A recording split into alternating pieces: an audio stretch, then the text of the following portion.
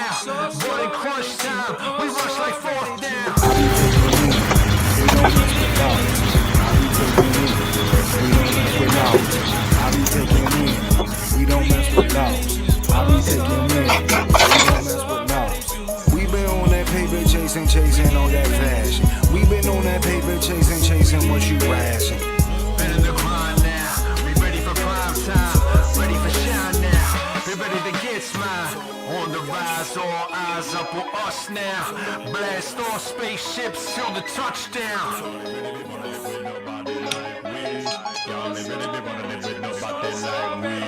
Energy level on high. Put that trouble on fire. Double it down, I'ma spit it around. Click, clack, boom, we the best in town. Energy level on high. Put that trouble on fire. Double it down, I'ma spit it around. Click, clack, boom, we the best in town. I started off the lowest point in life, though. I started off the lowest point in life, though. I started off the lowest point in life, though. I started off the lowest point in life, though. I started off the lowest point in life, though.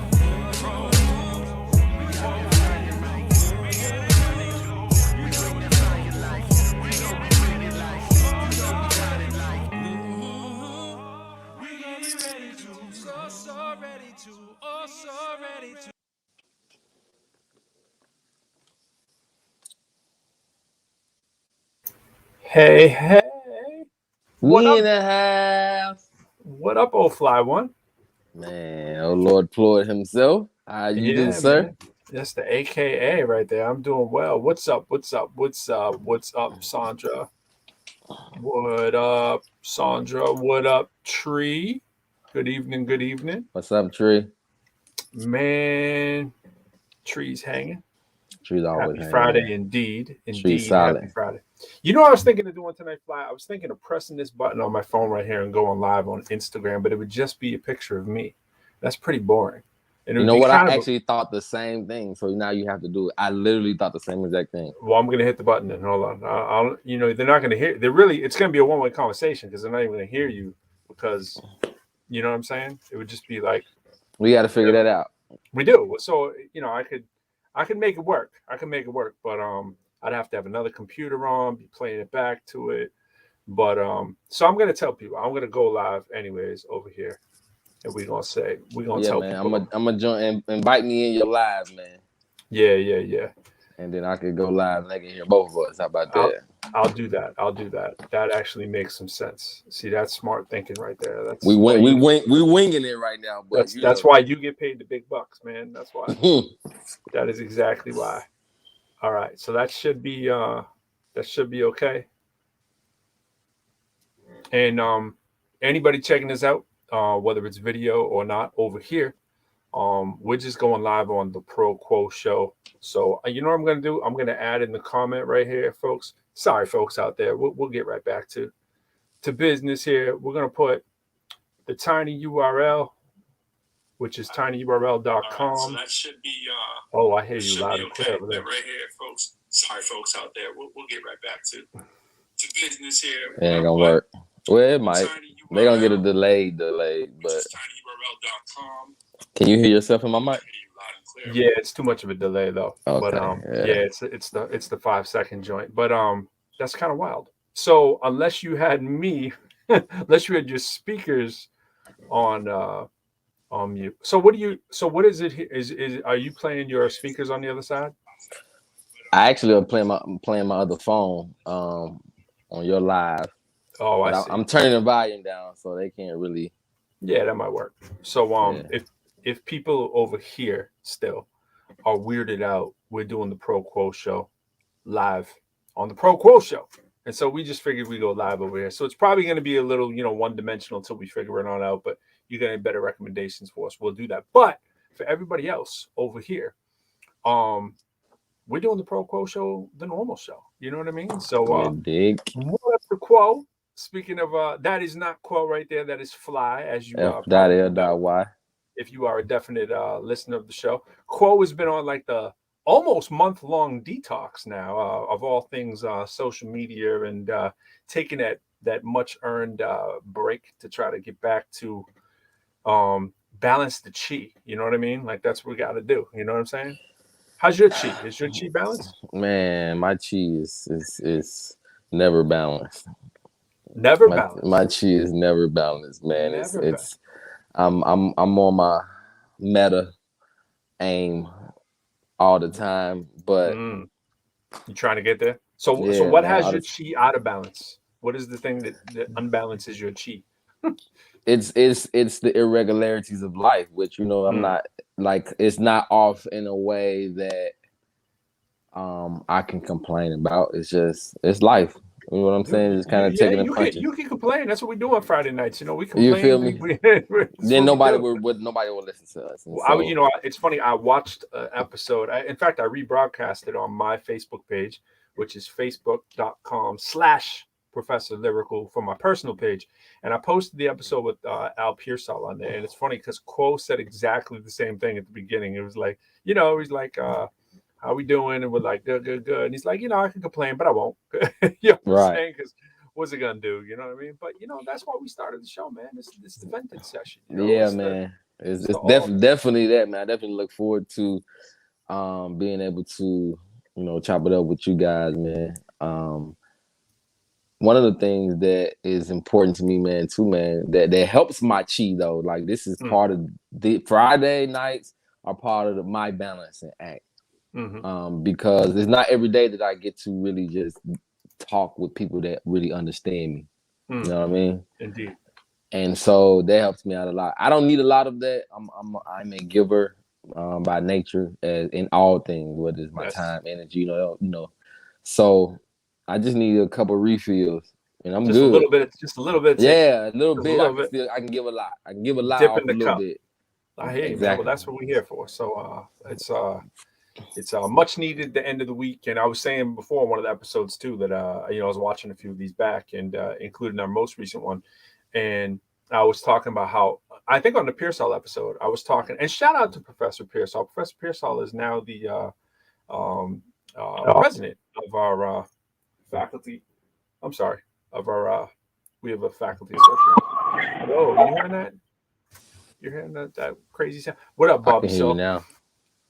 We just doing the ProQuo Show. This is my man Fly. If you're not looking over here, you just got to jump on. You got to jump on tinyurl.com/the ProQuo Show, or jump on my personal Facebook page. But yeah, so I was saying with shout out to Professor Pearsall, but I talked about how I was falling out on Fridays, and it's weird because Quo was calling me RoboCop on there because he's like, yo, Pro never runs out of energy, and those who know me know that that's pretty authentic, pretty accurate. Yeah, it's pretty accurate. However, Fridays I'll get on the couch before we started doing the show. I'll get on the couch and I'll put something on, and just 15 minutes I'll fall asleep, like like my grandfather would do on the couch. It'd be like 9:30 or something, and that's for me. People know me; it's unheard of. Like I'm just go the whole time, and I'm a chill person. But I'm go in my downtime. So like when I'm publicly present, I'm usually very kind of withdrawn and subdued when it's like a public kind of thing. And this being the exception, teaching being the exception, rapping being the exception, music being the exception, we have to be front facing. But in my, real life, like if I'm out and about, like I'm the quietest person you'd probably see, and then I feel you, bro. Fridays come along and I'm just like, yo. So I don't know if it's like mental or I don't know. Y'all tell me, but it's like your brain subliminally knows what. And speaking of Professor Pearsall, look who's chiming in right there. What up, Professor Pearsall? Professor, what's up? Yes, financial literacy in the building. I always forget. Is he that 11th degree, 10th degree? I don't know. You have to tell us, Pro. Yeah, I'm calling him Pro too. You gotta tell us. I don't know. If Pro. Everybody's a pro. Pro Pearsall. We got a lot of pros in the building. So shout out to Professor Pearsall. Yeah, power naps tree. Exactly. That's what it is. Power naps are the absolute best. A good 15 minutes is life changing. Yeah. Or day changing, shall I say. Shout out to the man, the myth, the legend, Charlie. Charlie. Yeah, Charlie's in the building. Shout out to LD. His name ain't really Charlie, but Those who know, know. Those who If don't, you know, don't. you know. Yes, and shout out to the hashtag IBHood as well. So yeah, we're just doing the ProQuo Show. We're talking about the weekend summary. We got an amazing guest coming up tonight. Now, all y'all know, if y'all saw the flyer that's actually on my page, you might have seen that it says John Kirksey, bassist.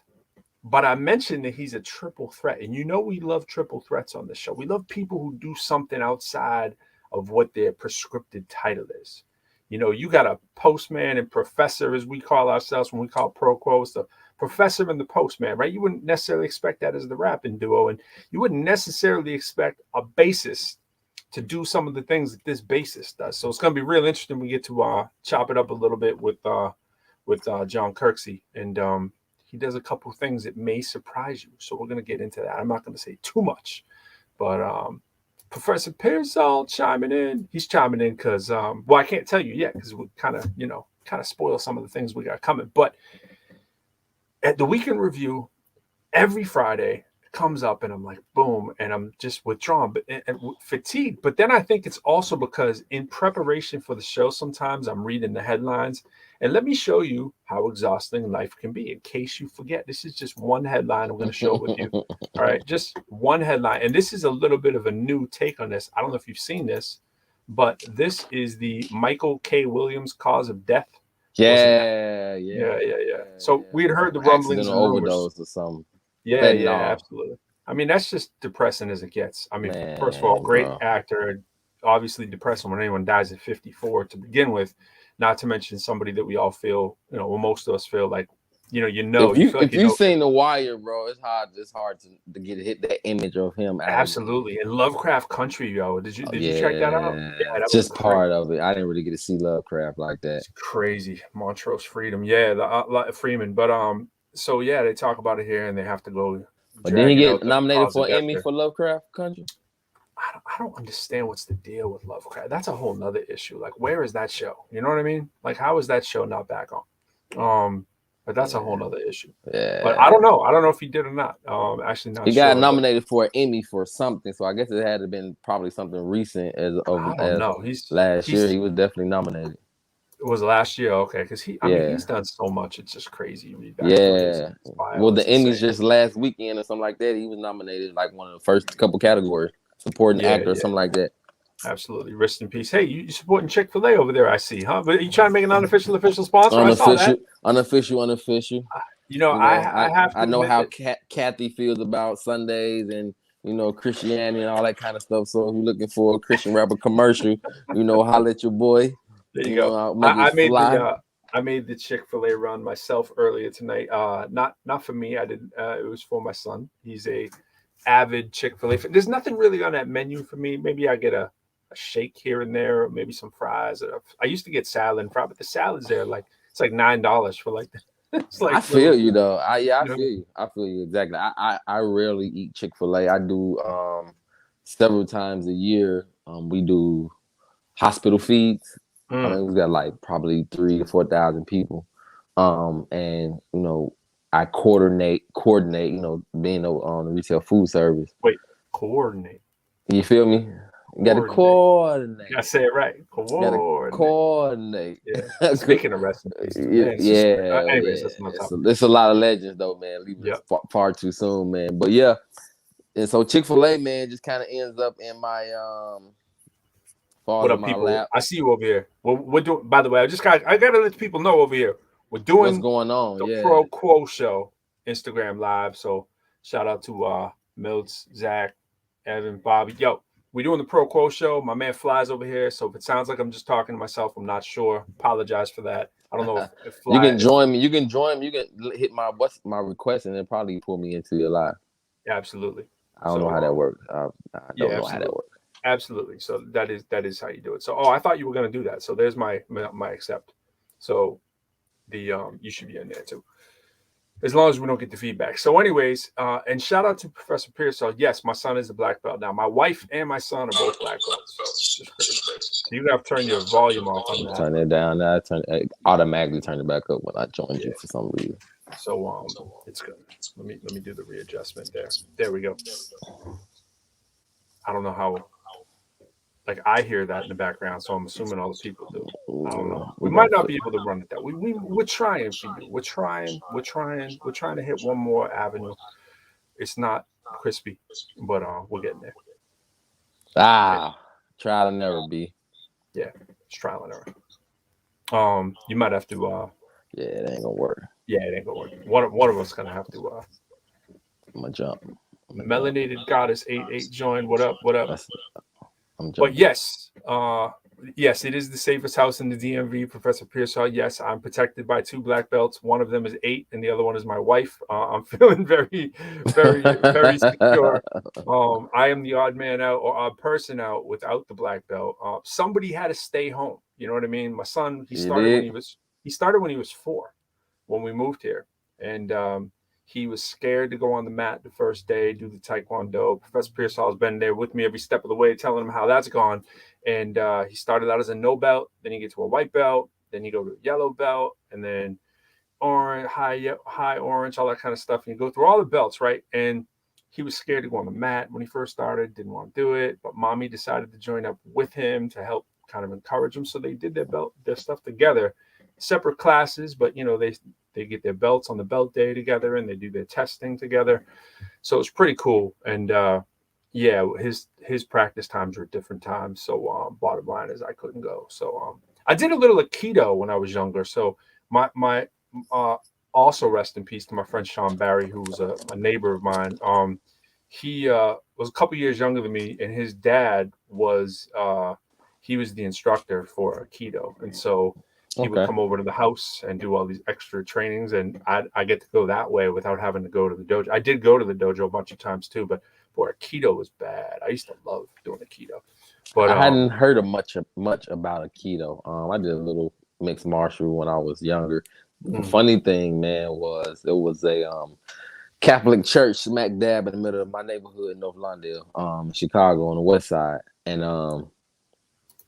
he was Jamaican, man. His name was Major. He was like 6'4", 6'5", Major, teaching kids karate for free in the basement of a Catholic church. Wow. So yeah, that's a movie right there. I'm telling you, man. That's a movie script right there. It really is, man. It was and he was serious, man. He was passionate about it, just he donated his time, and we would show up. And the man, the guy's feet, bro, was like, I'm a kid too, man. So I'm like watching this dude do karate, and for his size, man, like for him to make it look so effortless, you know what I'm saying? It was fascinating. Like I was not into it, but just watching him do his thing kind of made me. Samir Ibrahim. Sorry, I had to shout out Samir Ibrahim. I had to shout out my man Samir. What we're doing is come over to Facebook, man. Come on my Facebook page. If y'all my friends on Facebook page, come over to my Facebook page. You'll see what we're doing. Our stream of our show. It's called the ProQuo Show. We just decided to throw it up over here, just sort of the camera bootleg on the side here. But if y'all, Samir, I'll bring you up, man. Samir, you got to come up in the show. I'll give you the secret password and get you in here. But Samir, man, we've been talking. Come on through, man. Samir's the man. You have no idea how much the man Samir is. But yeah, so I know we've been all over the place, but that's an amazing story. I think it should be a movie. And there's a room in Clubhouse. For those of you who don't know, we on Clubhouse quite a bit. I'm on a little bit more than Flyers, but LD's on there all the time, Quo's on there all the time, and we've made a lot of headway in there, meeting a lot of people in the industry with our album out and so forth. And we get in there and there's these rooms and it says, could your life be a movie? And I'm always like thinking, man, I got to jump in there because mine definitely could be. But people are in there pitching to movie producers and stuff like that about their crazy life. And the guest we have tonight, I'm telling you, his life could be a movie. I mean, I got the whole script made. I'll hit you later with why I got the whole script. He doesn't even know I got the whole script made. So we're going to bring him in just about 2 minutes. His name is John Kirksey. He is a bassist. And when I say he's a bassist, you know what I mean? Like sometimes you hear people like, oh, they play this man. This man plays the bass. You know what I mean? Like he plays the bass. I'm excited.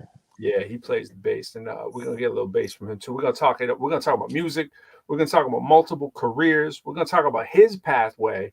And it's just crazy. You got to hang out to hear what he's about. And a lot of us got, like Samir Ibrahim, like you might not know, Samir Ibrahim is the CEO of a company in Kenya, right? And he's a beatboxer. That's what I'm talking about, Oh right? wow. He's a beatboxer, right? And he's an incredible dude. And we met up about 4 years ago. But anyways, that's my bro right there. But yeah, it's like when you got these crazy kind of storylines, it does lend itself to, you wonder where some of these movies come from. You know what I mean? Oh You see, yeah, and they're so relatable to some certain people where demographics is because it's that kindred spirit, so to speak, that people kind of pick up on those realities that they can recall from their own lives. And so, I mean, of course, I wasn't the only one. And the crazy thing about it is that that dojo, which was the bottom of the basement of a Catholic church, was a haven for other kids like me. And so that story can be told from a bunch of different angles, about, right. Of course, we all met at that one place, but the path that we took to get there that day or our home lives was probably all different. Yeah, and no so, doubt. using your life as a story, man, that's actually a great idea, man. That and just on my everyday life growing up in Chicago, man, it was I'm crazy. sure. Yeah, I'm sure. It was unreal. You don't talk about that as much, but yeah, we're gonna have to break into that one of these episodes much more and get really into that backstory, man. Yeah, man, it's because it's such a long story, man, that I usually just I don't want to bore people, man, with my past, man. I'm not ashamed of my past at all. It's the grace of God, man, that I'm here. That I survived it, because I got homies that didn't, blood relatives that did not survive that same environment. So I know that it's just not because I was clever or not because I was, outwitted any, man. It was grace, man. I don't even deserve to be here. So I'm humbled by my past. Speaking of which, did you hear about the person? I mean, I'm not up on the latest on it, but there were 14 hurt and 1 dead in a shooting.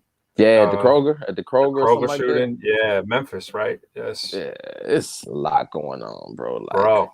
And apparently this guy was a vendor of some sort, so he had been there regularly, probably scoping it out. And looking for opportunity. He probably was scoping out the busy times, but usually you don't let your vendors come during busy times and when it comes to that kind of service. So I don't know what led him to that point, but that's crazy, man. Yeah, I mean they were calling it random, but you know how that goes. We'll Is it ever that random? Right. I know, right.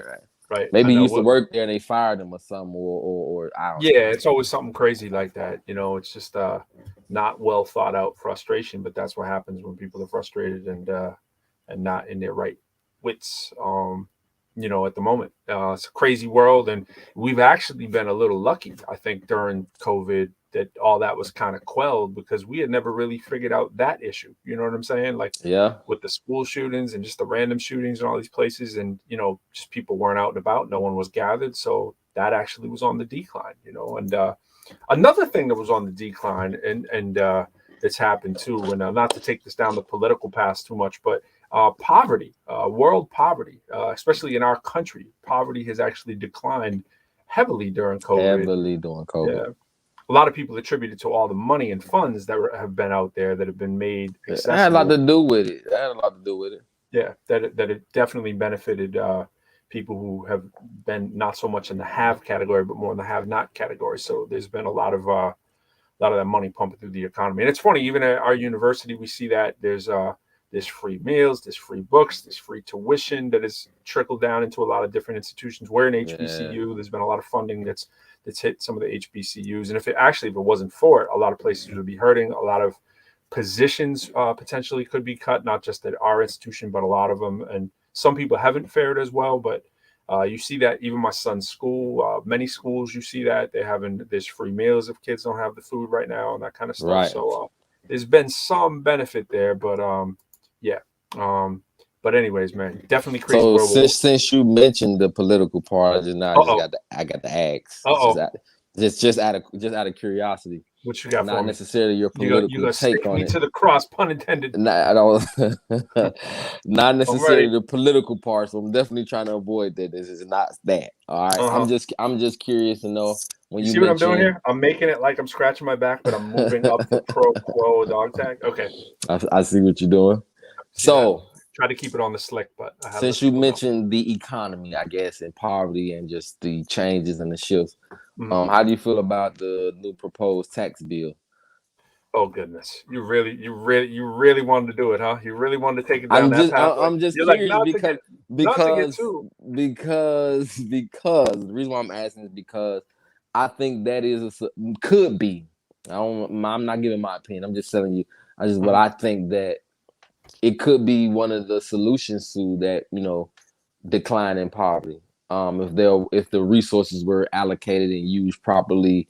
Yeah. Just saying that, if you got billionaires who pay less taxes than their secretaries, Yeah. you I know, mean, I know it's like 3.5 trillion or something to that tune, right? And for the bill, I mean, I don't know what the latest is about what they think will pass and what won't pass, and right. But I've always been for taxing the extreme rich. I don't believe the rich are job creators, which has been the dictated kind of talking point for years. We've seen a lot of studies and a lot of billionaires come out against that to actually say, no, that's not true. That's a load of manure that we put out there. But there is something to, saying that people who employ large amounts of people, obviously, that those people benefit from their company being stable. But we're not talking about stable. We're talking about when, you sort of see these shifts of when the lower and middle classes just continuously lose ground on the top 1% or the top 1/10 of 1%. It's at an all-time high. All-time high. The pandemic has contributed exponentially to that separation. Exactly. It was already on pace to do that too. Right. So there's a lot of Democrats that are blocking Biden's plan. So that don't feel like that it makes a lot of sense. And so there's a lot of both ways on that. But I think people are thinking.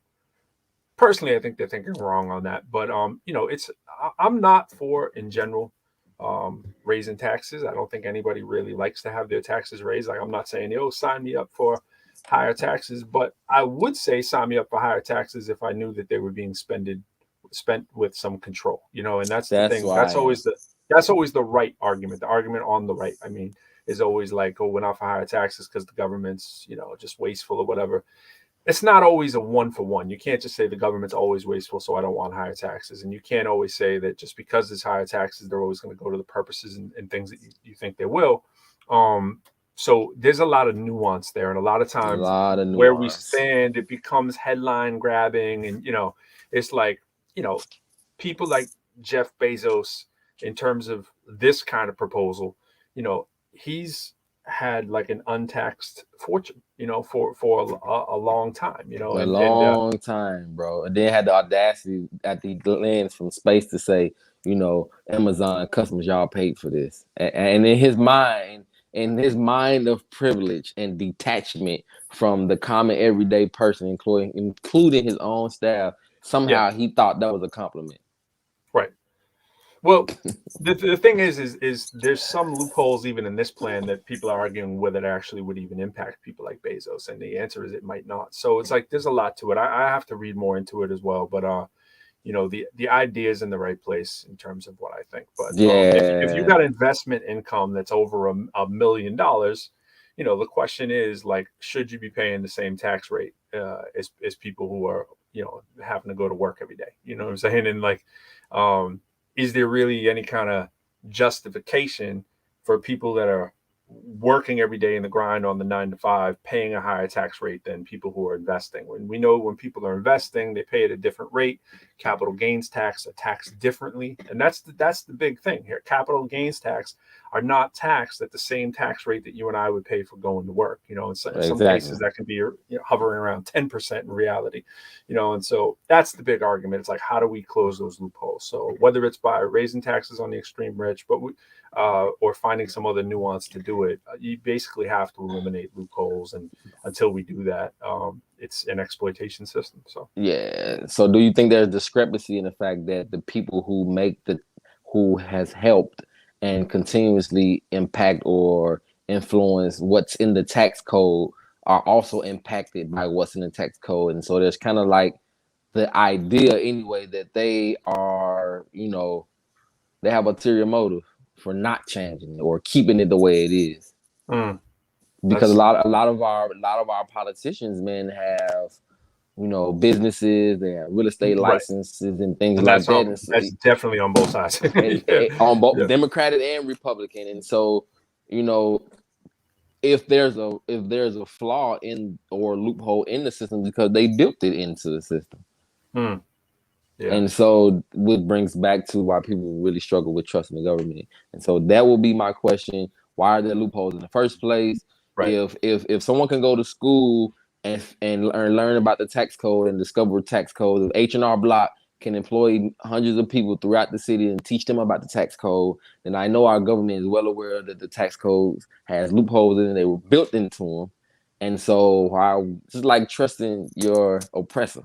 Right. You know what I'm saying? It's just like, and then you get into that, and that brings up the whole eviction, situation. What you got, the eviction moratoriums. That's the whole crux in this thing, right? Because it's ended, and now you got something like 750,000 people who are potentially out. You know what I'm saying? So they could be facing homelessness. You know what I'm saying? So when you got federal unemployment benefits ending on top of that, so there's a lot going on, you know what I'm saying? Yeah. So it's very hard in 5 seconds to talk about all this stuff without just throwing out soundbite kind of sounding stuff. But it's deep, and closing the loopholes, making sure people aren't homeless, and putting the funds in the right places, of course, what we need to do. And there are certainly people that have accumulated massive wealth at the expense, literally, of those who are on the bottom of the food chain. So yeah, man. And shout out to your people, man. Let's not hard. Absolutely. Let's not keep the people waiting. Speaking of the people anymore, let's get this bass guy in here. This guy who plays bass, man. He plays bass. We're gonna call him a bassist. That's all we're gonna call him. We're gonna just give him that trivial title right now of just bassist. When I say trivial, I mean there's so many more titles that could go, but we're gonna start with that. We're gonna bring him in. If you want to do the honors and knock on that door and see if he comes in.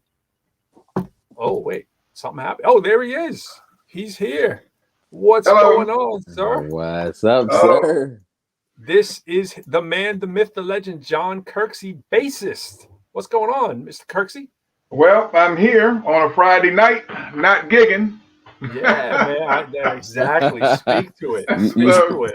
But I got plenty coming up next month, and had one last week that I had to turn down because I had to be at a major shooting tournament. So wait a minute, wait! You just let it out the bag, right? Like boom, like that. Did you hear what he said, people? He said he's got a major what to be at? Tell him what it is, Mr. I had a major shooting tournament to be at. It was called the Northeast Grand American, and it was in Cicero, New York, which is right outside of Syracuse. And so what are you shooting? You're shooting pea shooters? You shooting what are we shooting? We're shooting shotguns at clay targets that are about 4 inches in diameter. Yes. And they're traveling at about 43 miles an hour, and you see it some people may have seen it on the Olympics or something. He said like about 43. He didn't say about 40. He didn't say about 45 like some. No, they have to be between 42 and 44 miles an hour. This is a shooter right The here. approximation lets you know he's serious. That's right. That's right. He's like 43.7. That's right. What would happen if it was at 45 miles per hour, by the way? Well, it'd be illegal target. And matter of fact, I even bought a radar gun to take to the tournament so I can check it myself just in case the officials, guys setting the targets didn't do it right. So how long have you been a shooter? And tell the people a little bit, because we just jumped over the basis part. So we were there. We'll get back to it. But how long have you been doing this shooting thing? Well, I'm gonna be like Bill Clinton. What is shooting? Oh, wow, I see what you did there. Okay, well, because I started actually, my dad bought me my first BB gun when I was 6 years old. So I've been shooting since I was six years old. So 6 years old. I started shooting, and then we hunted. I hunted deer, squirrels, rabbits, that type of thing, turkey. Mm-hmm. And then I discovered trap shooting in 1986. Where you from originally? Well, I kind of been all over. I was born in Fort McClellan, Alabama. Okay. All right. Well, my dad was in the Army, and then I went to first and second. But then we moved here. When I was like 6 months old, they say we went to Nevada, where my dad was working on his PhD in chemistry. Wow. And my parents don't like the West Coast, so then they moved here. We finished it and got it at Howard, his PhD in chemistry. Okay. You were about to say first and second grade. I heard you coming out. Yeah. Right? Well, then his first teaching job was at Southern University in the Shreveport University branch. Okay. So we moved there. So I went to first and second grades in Shreveport, Louisiana. Okay. And my mother didn't like Shreveport, so we moved back here. So I went from third grade to high school here in the DMV. Got you. Okay. So you make a long story short, but I went to a different school almost every year until I got to high school. Wow. Wow. Well, that's actually, hey, like on one hand, that's a lot for a kid to be bouncing around, but on another hand, exposes you to a lot of things that you. I never spent more than 2 years at a school until I got to ninth grade, and where I went to Archbishop John Carroll High School. Absolutely.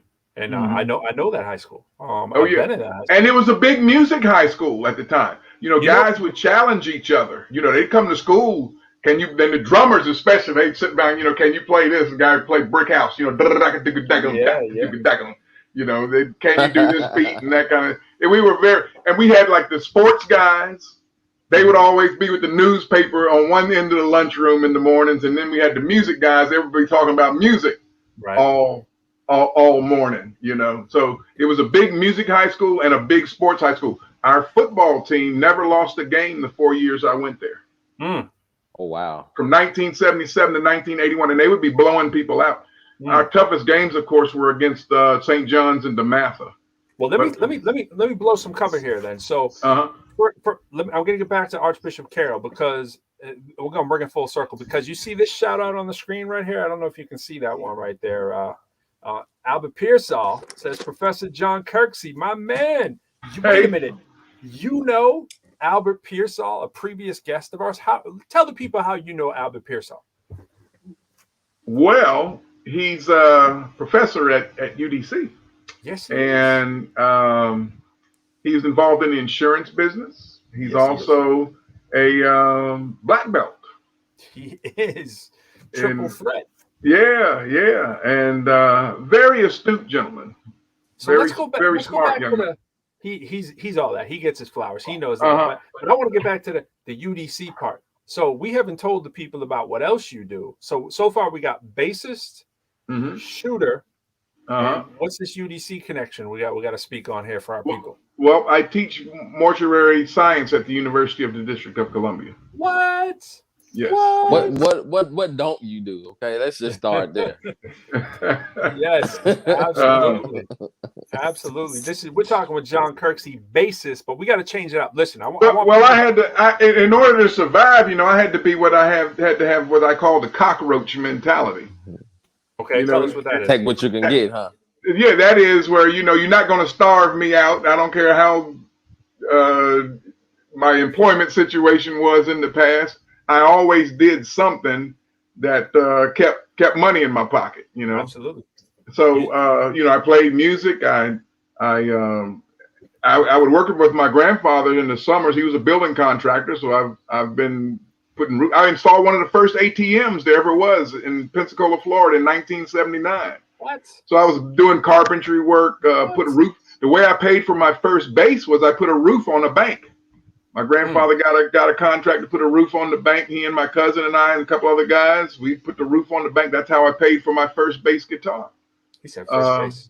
It was putting a roof on a building. So, and then after I finished mortuary school, I did an internship and I worked for Beretta, which is the oldest corporation on the planet. I worked for Beretta for 5 years. I was a technical advisor for the gun company. And then I ended up buying an apartment building, so I needed more money before I could get my renters in. So then I went back into the funeral business, and that's where I've pretty much been ever since. I just think this is crazy. I mean, this is just it's talking about life is a movie, bro. Movie. Talk about. Did you notice that he's a mortuary scientist? He's a mortician. And he's a shooter. I just find that hilarious. He bagging him in. He bagging him in, tagging him. Clip him up. Yeah, bag him and tag him, man. Yeah, that should be a slogan. We bag. Well, you guys are making me feel bad without having a hat on, so I went and got a hat. What? And I'm gonna put this hat on. Watch out. Uh-oh. ATA. Is that I'm gonna go with All Trapping America, or like what? Amateur Trap Shooters Association. This is the governing board for trap shooting, which is like the NFL. Yeah. would be for football, or the NBA for basketball. The ATA is Amateur Trap Shooters Association. And this is the hat I got for this year. I made the All-American team, which is so that's pretty scary. pretty If you wear that to UDC, is that kind of like threatening your coworkers? Like, I don't know. No, because actually, believe it or not, I also coached the trap shooting team at UDC. So UDC is actually the first HBCU with a trap shooting club. Now, did you start it, or like? Yes, I did. I started it. That's crazy. That's crazy. Is that still functioning, or what? Yes. I didn't. Where do they do this stuff? Well, we meet out at Prince George's Trap and Skeet Center in Glendale, Maryland, which is where I got introduced to the sport. Okay. And so we have a deal with them. It doesn't really cost the UDC students anything. They just have to have their ID, and I give them, of course, a safety instruction for class, and then I start them out with one of the simplest targets there is to break, and then we graduate to a game of actual trap. And some of our students actually got pretty good. And believe it or not, one year we had, for the annual clubs and events open house, I had about 75 women who said they wanted to learn how to shoot trap, female students at UDC. And I was thinking, man, we can't do this many students because we can't handle this many. If so, we would need to make this a class at UDC. 75 people that want to shoot. Let me ask you this. So I think I told you this before. So everybody cat's out the bag. John Kirksey is a colleague of mine. For those who know, I'm at UDC as well. And by the way, speaking of faculty development, there's something to be said for when you're in a classroom and you know that your faculty is like first of all, we got Taekwondo masters, right? Shooters and morticians. I mean, you can keep the people in line. I mean, like, this is just crazy. That's a whole nother issue. I don't know how we can work that into development, but I don't know where Fly went, but he may see what I'm saying. People get intimidated, but they're just like, bam, I'm out. But no, I may have told you this before when we were talking. I said, I'm gonna pat myself on the back a little bit. So I went out to a cruise, and they had the little, skeet shooting on the back of the thing, right? I was banging them bad boys right out the air. The first time. I'd never done it before. Are they cheating on the ship? Did they just make it like a wider spray or something? Because I was no. What actually happened was you are a person who got introduced to something, and you might have a lot of natural talent. Okay. And one of the greatest trap shooters said one time, he said some of the best trap shooters have never even tried trap shooting. So you could be a natural at it, and you could be maybe one of if you worked at it. I mean, obviously any other sport you got to work at it, but you could have a lot of natural ability, and who knows, Pete, you might have been one of the best ever to do it. Hey, if you want to do it. There's a fourth career for me somewhere. Right? But all I'm saying is anything break off at UDC, I'm worried for somebody. Yeah, absolutely. There's a lot going on at UDC. There's a lot going on.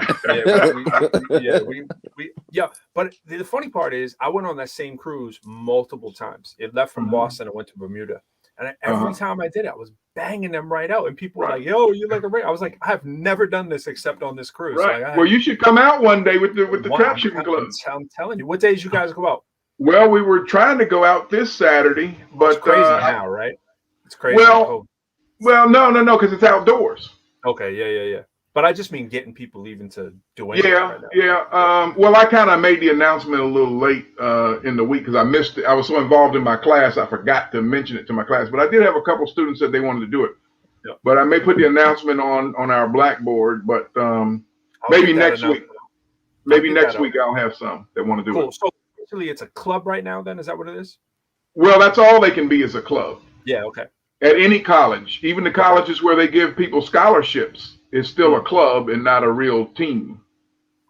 But some colleges do give shooters scholarships, like Lindenwood in Missouri, Trinity down in Texas, George. I don't know if George Mason does, but Doane University, they give shooting scholarships. Several schools give shooting scholarships. Yeah.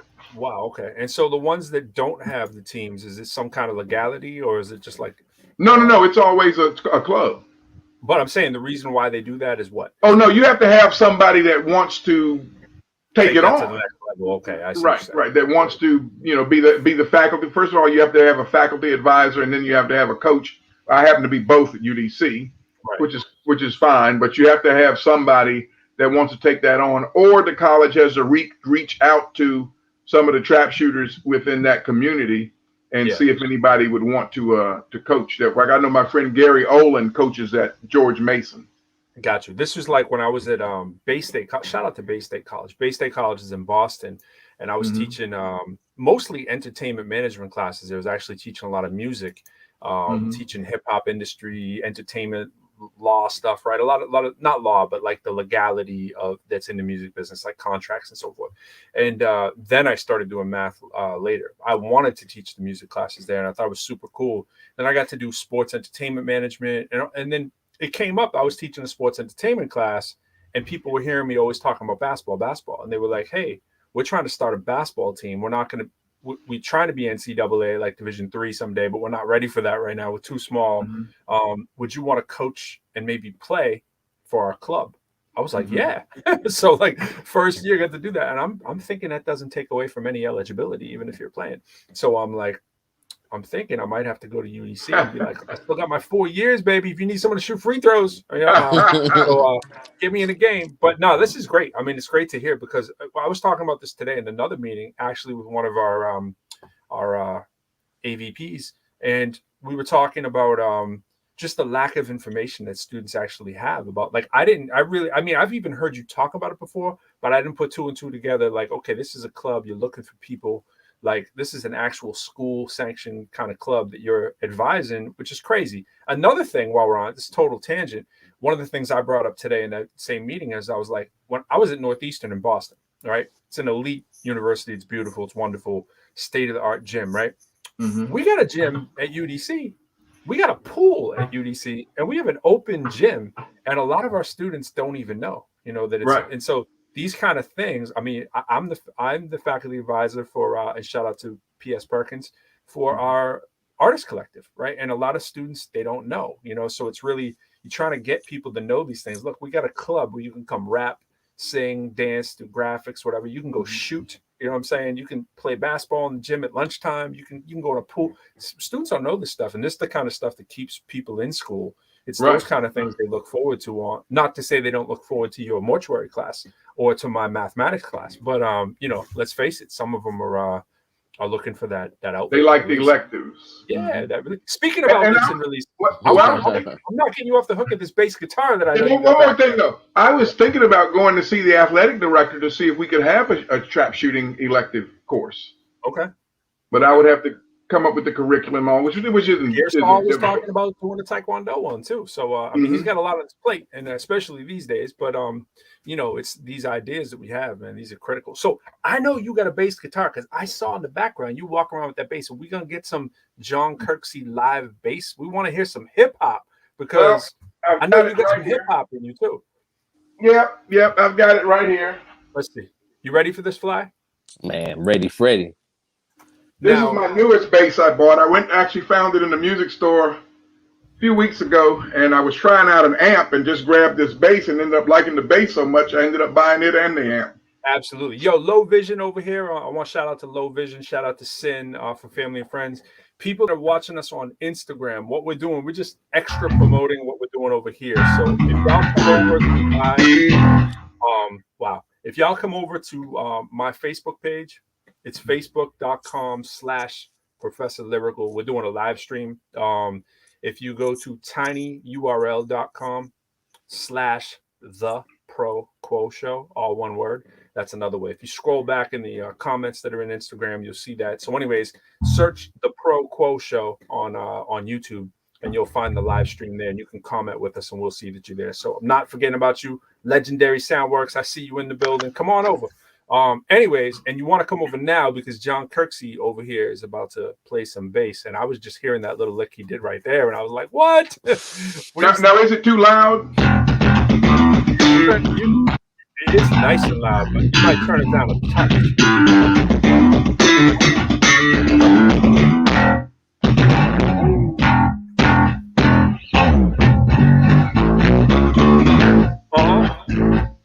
Yeah.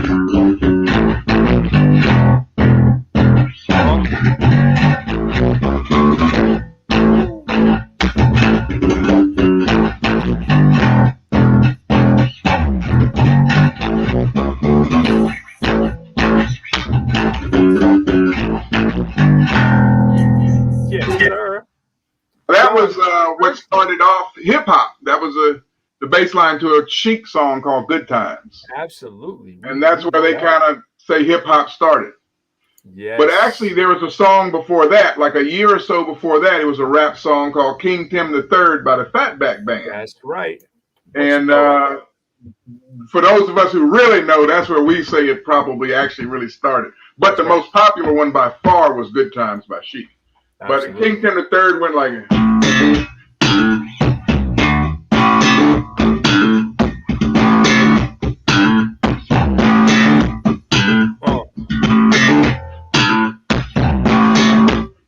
That was how the bass line went to that. Yes.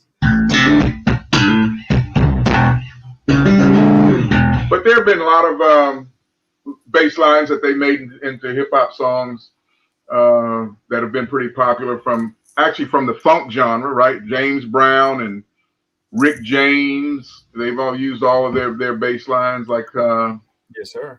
Let's see some famous. One was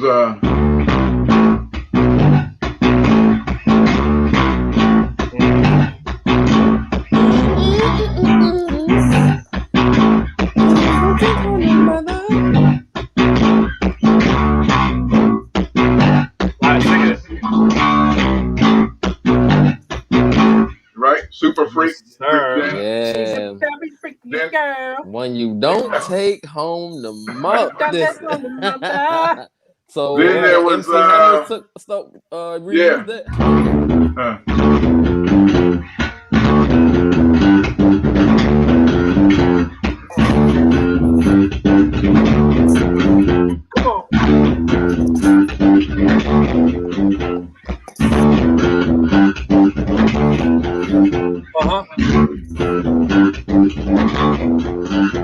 Yeah.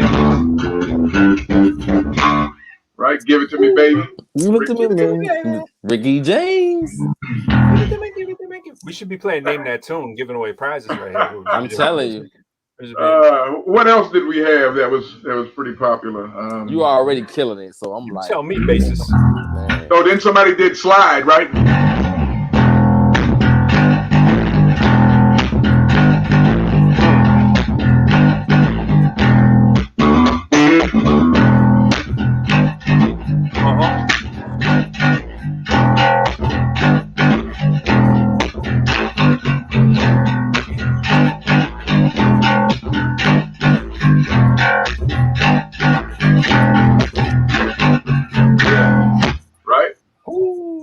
Indeed.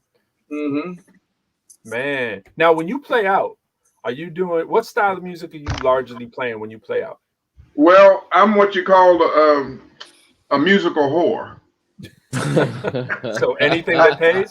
Anything that's gonna pay, I'll be playing. Yeah, right. But I played in symphony orchestras to rock and funk bands, big band jazz orchestras. You know, it's all, you know, I grew up in a symphony orchestra in the DC Youth Orchestra program, as many of the musicians here in the Washington, D.C. area. So I covered everything from Bach to ZZ Top. Extraordinary, man. Mm-hmm. You know, and then after you've played a lot of different genres of music, and you can really kind of play them pretty good, you begin to realize that they're all kind of the same. Yeah, or you can find different elements that make, you know, country and funk are very similar. You know, I just had a good idea here, so we can let a few more people hear this. So I just took out my you guys can still hear me, right? Yes. All right, cool. So I just took out the high quality mic here, and this way I can play you guys out the speaker, and we can hear it actually over here on the live. So you guys will actually be able to hear this a little bit more. I should turn the camera over there to let you see what you're seeing, but that's where it is. They're over there doing their show. But that's John Kirksey, and so you guys can hear it right now a little bit. So that's so anyways, sorry about that. I don't want to take away from it, but if you were going to play in your pocket, like when you feel comfortable, let us hear something that would be something that you would want to play just like on your own if it wasn't to the highest bidder. Well, like I got several gigs coming up within the next month, and a lot of it's Motown, Some of it's old stuff from the 50s. You know, one guy is doing like he does some Elvis and some Engelbert Humperdinck, believe it or not. The old Isley Brothers stuff, and that's what his audience wants to hear. So I have to play a little bit of everything, but you know, some of the old Motown stuff, for example. You got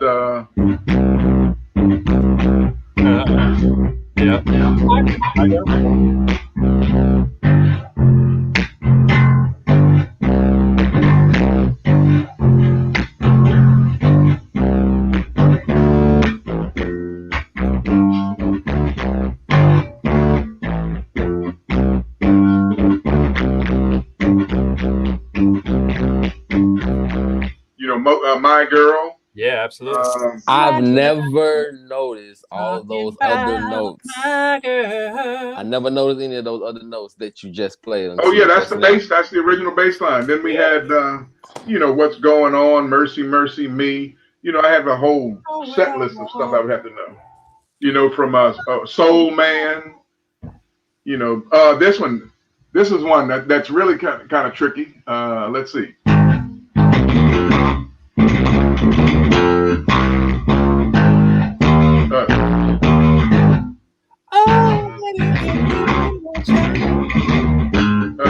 That's it.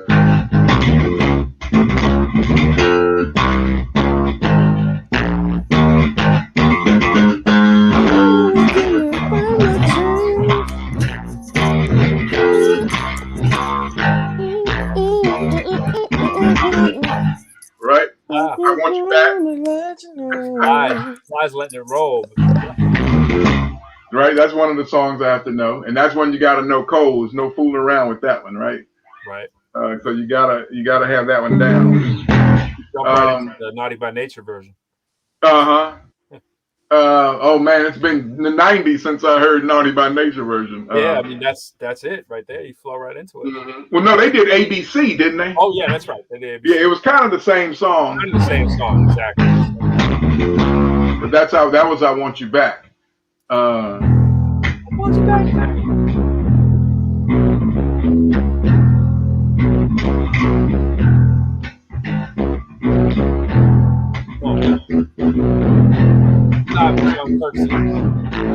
Bassist, professor, mortician. You know what's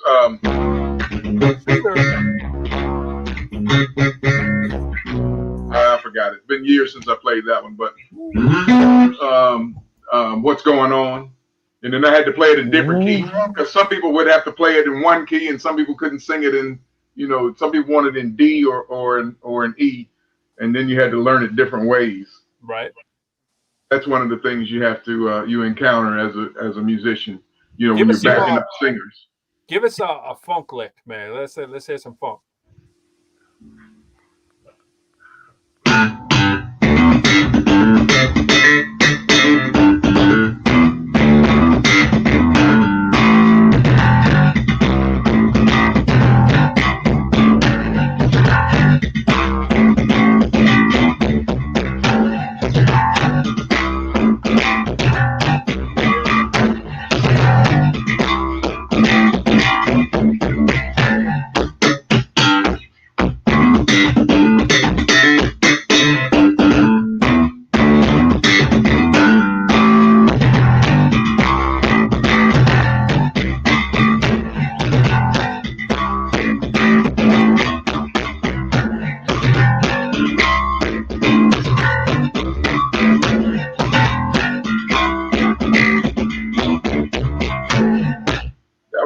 Ain't We Funkin' Now, Brothers Johnson?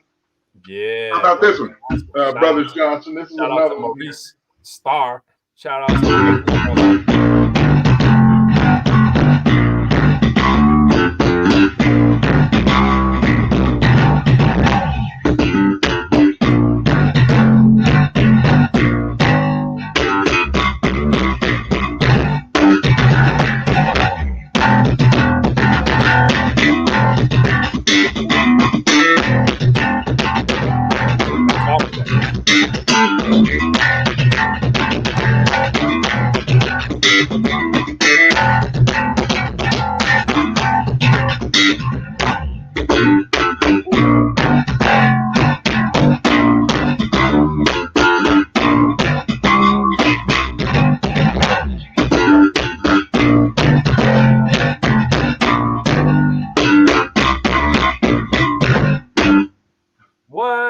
That was Get the Funk Out of My Face, right?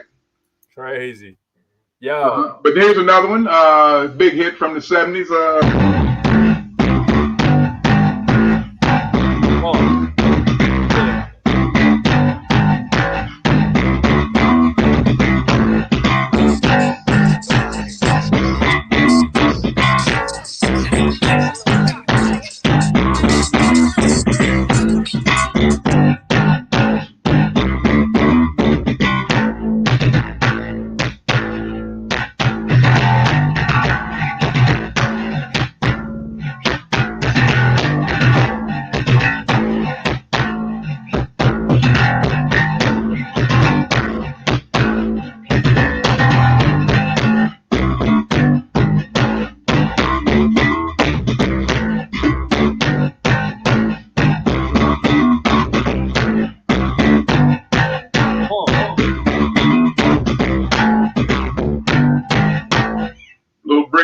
Woo, she's a brick.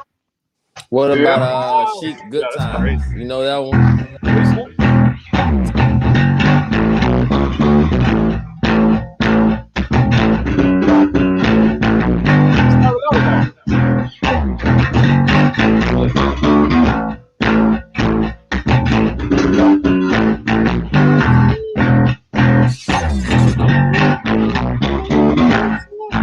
What up, Charles?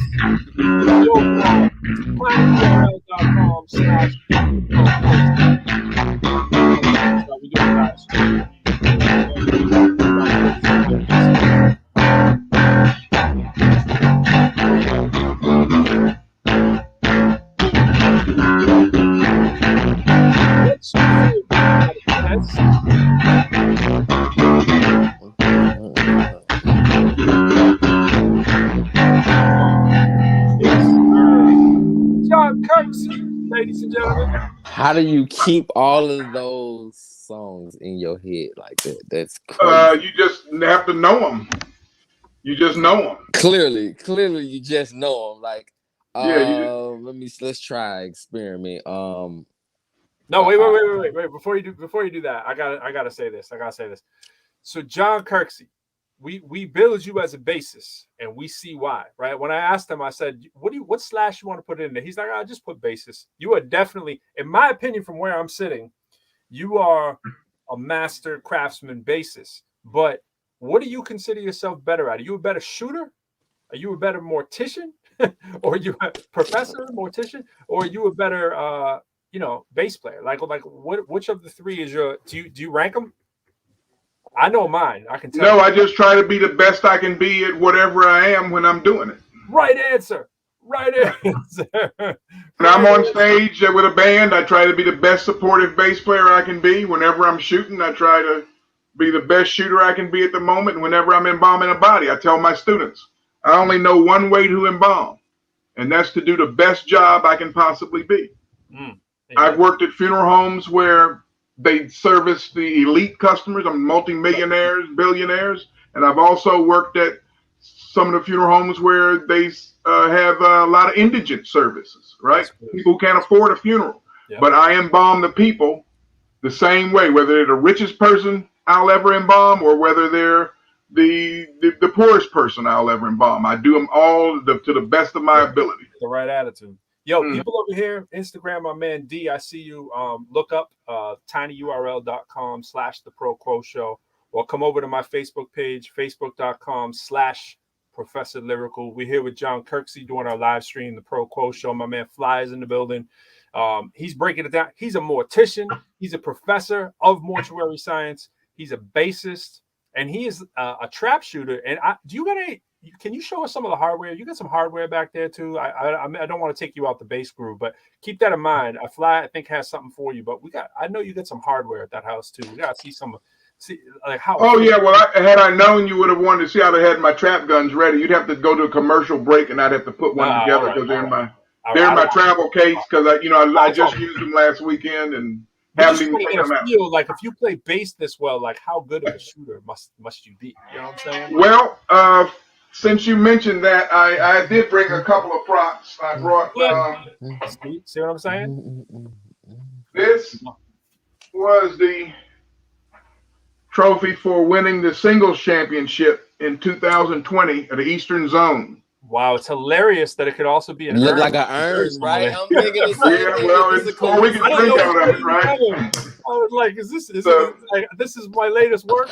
This has to be a coincidence, man. What's going on? This is, I won the singles championship. For this, I broke 200 out of 200, and I had a shoot off against one of the other top shooters on the East Coast, a guy named Luke Cower, and I ended up beating him 75 to 72 in the shoot off. One of the top shooters in the country. I managed to beat him. So then. So wait. So that means you're obviously one of the top shooters in the country. Yes, I'm a AA 27-yard line AA shooter. So which means my average in singles is AA. Actually, I'm AAA. My average there is what that means is my average is 98% or better in the singles game.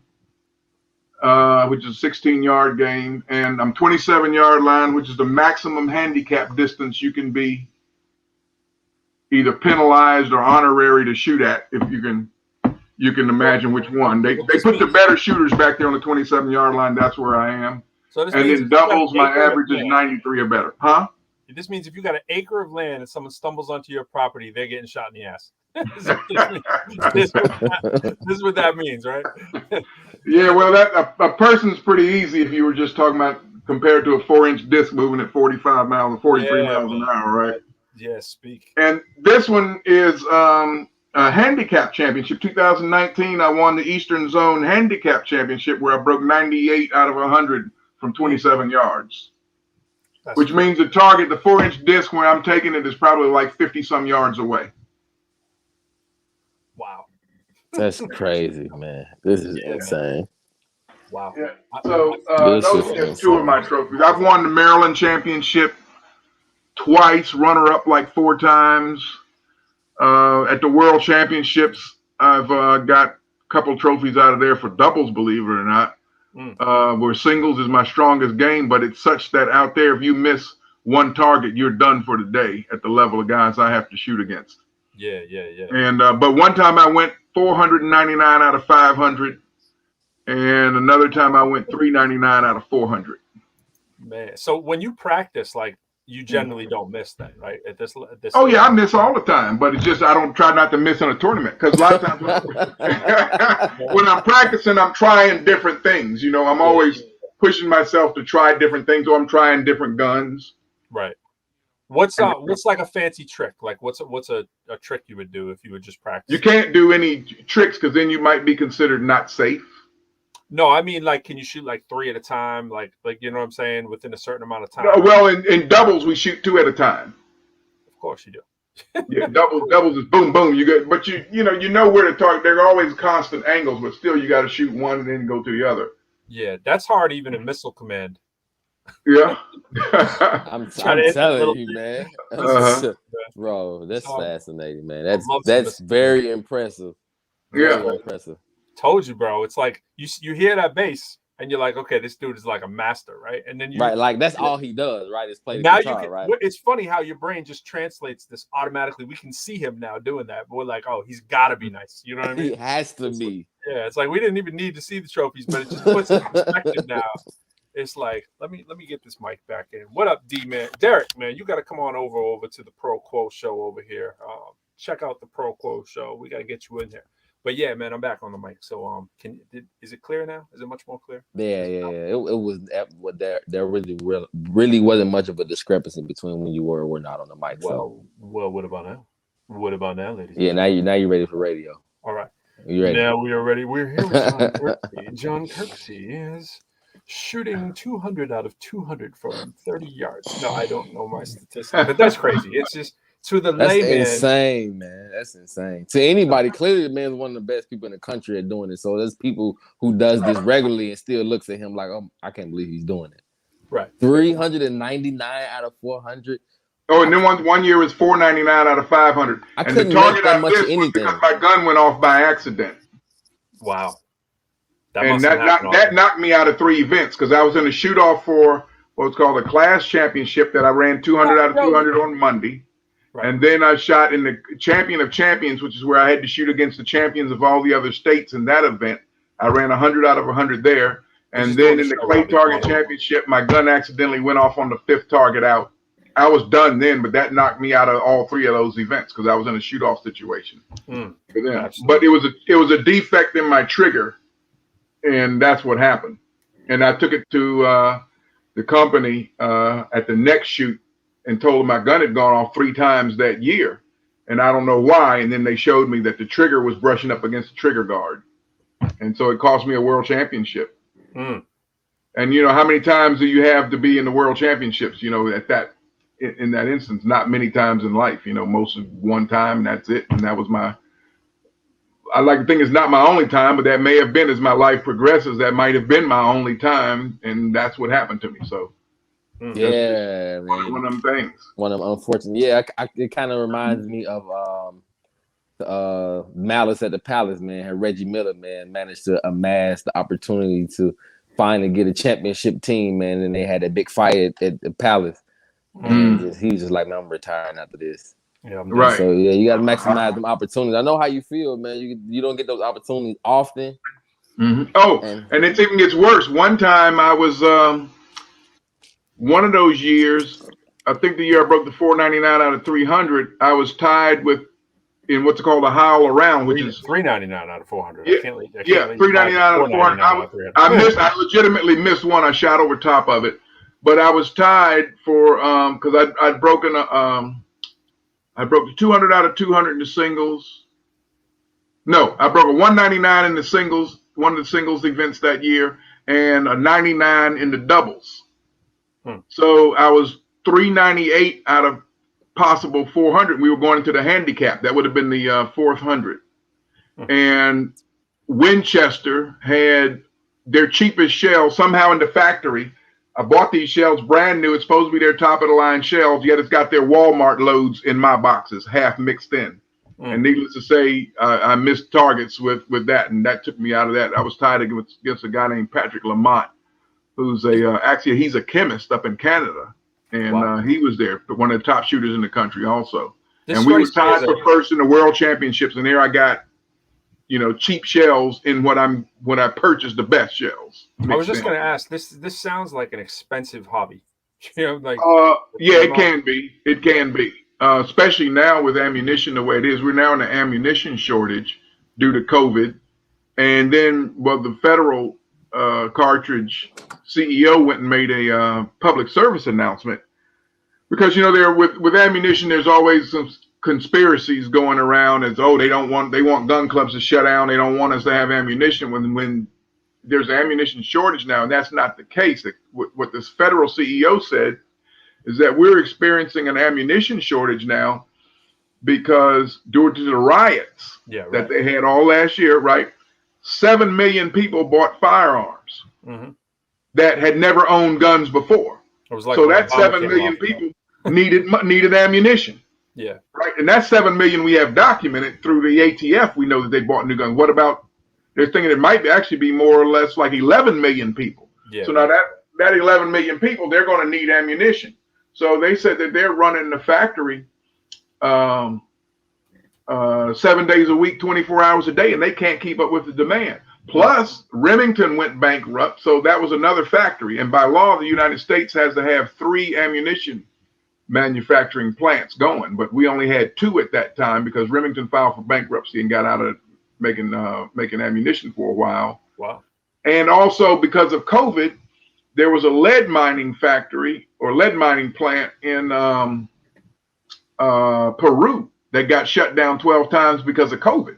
You know, they're workers, and then all the workers, I guess, in the other factories couldn't work. So hence we have an ammunition shortage now in the country. You can't find bullets, and now that they're making them again, they're going to make what the most people want, which is 9mm, 223, 5.56, and 308. Right. Not trap shooting ammunition. Yeah, exactly. Yeah. Mm-hmm. They want to do the real do. Right. And they got military contracts to fulfill. Absolutely. So, you know, trap shooters, well, we'll get to you when we get to you. Well, the spike in ammunition sales was when Obama came into office. Oh yeah, well they always think that the Democrats are going to take their guns That's it. Right. and it never happens. But that's just what the NRA and other people, they like to espouse that type of rhetoric, and it never happens. They're coming for your guns. Yeah, and Obama never touched anybody's guns. Yep. Absolutely. And then, of course, like you said, you know, the whole COVID and the riots and, you know, the seasons of duck hunting, all these kind of things. Right. Well, actually, that was the latest word, is that we won't see any trap shooting ammunition until the spring, because now they're geared up to make hunting ammunition, because the hunting season is upon us now. It's wintertime. Yeah, absolutely. Wow, this is great. This is like for probably a lot of people that watch our show and will watch our recording of our show. A lot of people watch our show over the weekend. This is definitely a tutelage. I don't want you to get out of here without speaking of tutelage onto the education part. So how did you get into the mortuary science part, let alone how you get into teaching mortuary science? Okay. When I went to college first, I was a music education major. So I took all of the education courses and things like that. And I taught school for I taught 2 years at the elementary level, and I taught 1 year at McKinley Tech High School, and taught band. And I was getting into trap shooting. I got into trap shooting. 1986. I got introduced to trap shooting from a fraternity brother of mine who bought a shotgun and wanted to start hunting. So he told me about this gun club, which was PG Trap and Skeet, where I went. I took my dad and my next door neighbor, and we shot trap for the first time. I ended up getting hooked on it, and took a job out there, right? My senior year in college, took a job at the gun club, learned the game, ended up buying a gun, a trap gun, and joined the ATA in 1988. Well, after shooting trap for a while, I met some gentlemen and I joined their gun club, which was located in Poolsville. And in the gun club, the guy that actually owned the land to where the gun club was Jack Snowden, who owned Snowden's Funeral Home that is in Rockville. And Jack's two sons at the time were doing other things. Like his son G was, I think he had a tryout with the Denver Broncos, and his other son was driving trucks. And eventually he coerced. They didn't want to be in the family business, which was it was a second generation funeral home, and now it's a third because. But anyway, Jack tried to get me into being a funeral director, and my parents pretty much kept me sheltered from that. I was in my late 20s, I think, before I even went to my first funeral. And so, Jack was trying to get me to work there and help him at the funeral home. And I'm like, man, I'm not going to anybody's funeral home unless it's time for me to go. Right. But anyway, he kept working on me because his sons weren't working with him. And he came to me one night and he said, John, I'd like for you to come by the funeral home just to see what we do. And so I went, and they had 3 funerals that day, and there were other guys from the gun club who worked at the funeral home also.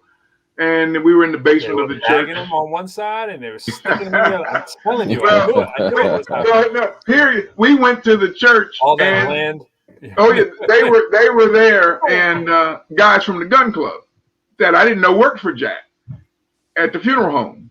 And so we were talking about, hunting, fishing, football, music, everything that guys talk about. And we then went and interred the body. And after we interred the body, we went to the repast. And man, it was one of those churches out in Montgomery County. And man, the ladies of that church could really cook. So we went to the repast and we ate like dogs. And Jack offered me a position there at the funeral home just to put out flowers and stuff. Let me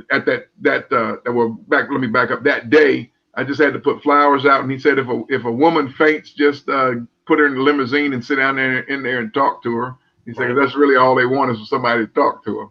Right. So So then he offered me a position there at the funeral home, and at that time I had my audition pending for the United States Navy Band. And I said, well, Jack, you know, I always wanted to be in the military, and this is my chance to be in the military, where I don't have to be pulling triggers on people. And so I made the audition for the Navy Band. I said, when I come back, I'm going to know how to do it. I'm going to go to mortuary school. So when I come back, I'm going to know how to do everything. So the Navy sent me down to New Orleans, and I went to, I was very fortunate. They sent me to New Orleans because there I had a great embalming instructor at Delgado College where I enrolled and went and got my mortuary science degree. Okay. And then I moved back here, did my apprenticeship, and well, then I left the funeral business for a couple of years. I went to work at Beretta, and then I came back into the funeral business, and where I worked at one of the more exclusive funeral homes in the Washington, D.C. area, and got to embalm a lot of famous people that you'd see on the news, presidents, congressmen. Yeah. Sorry, that was a bad funeral home joke.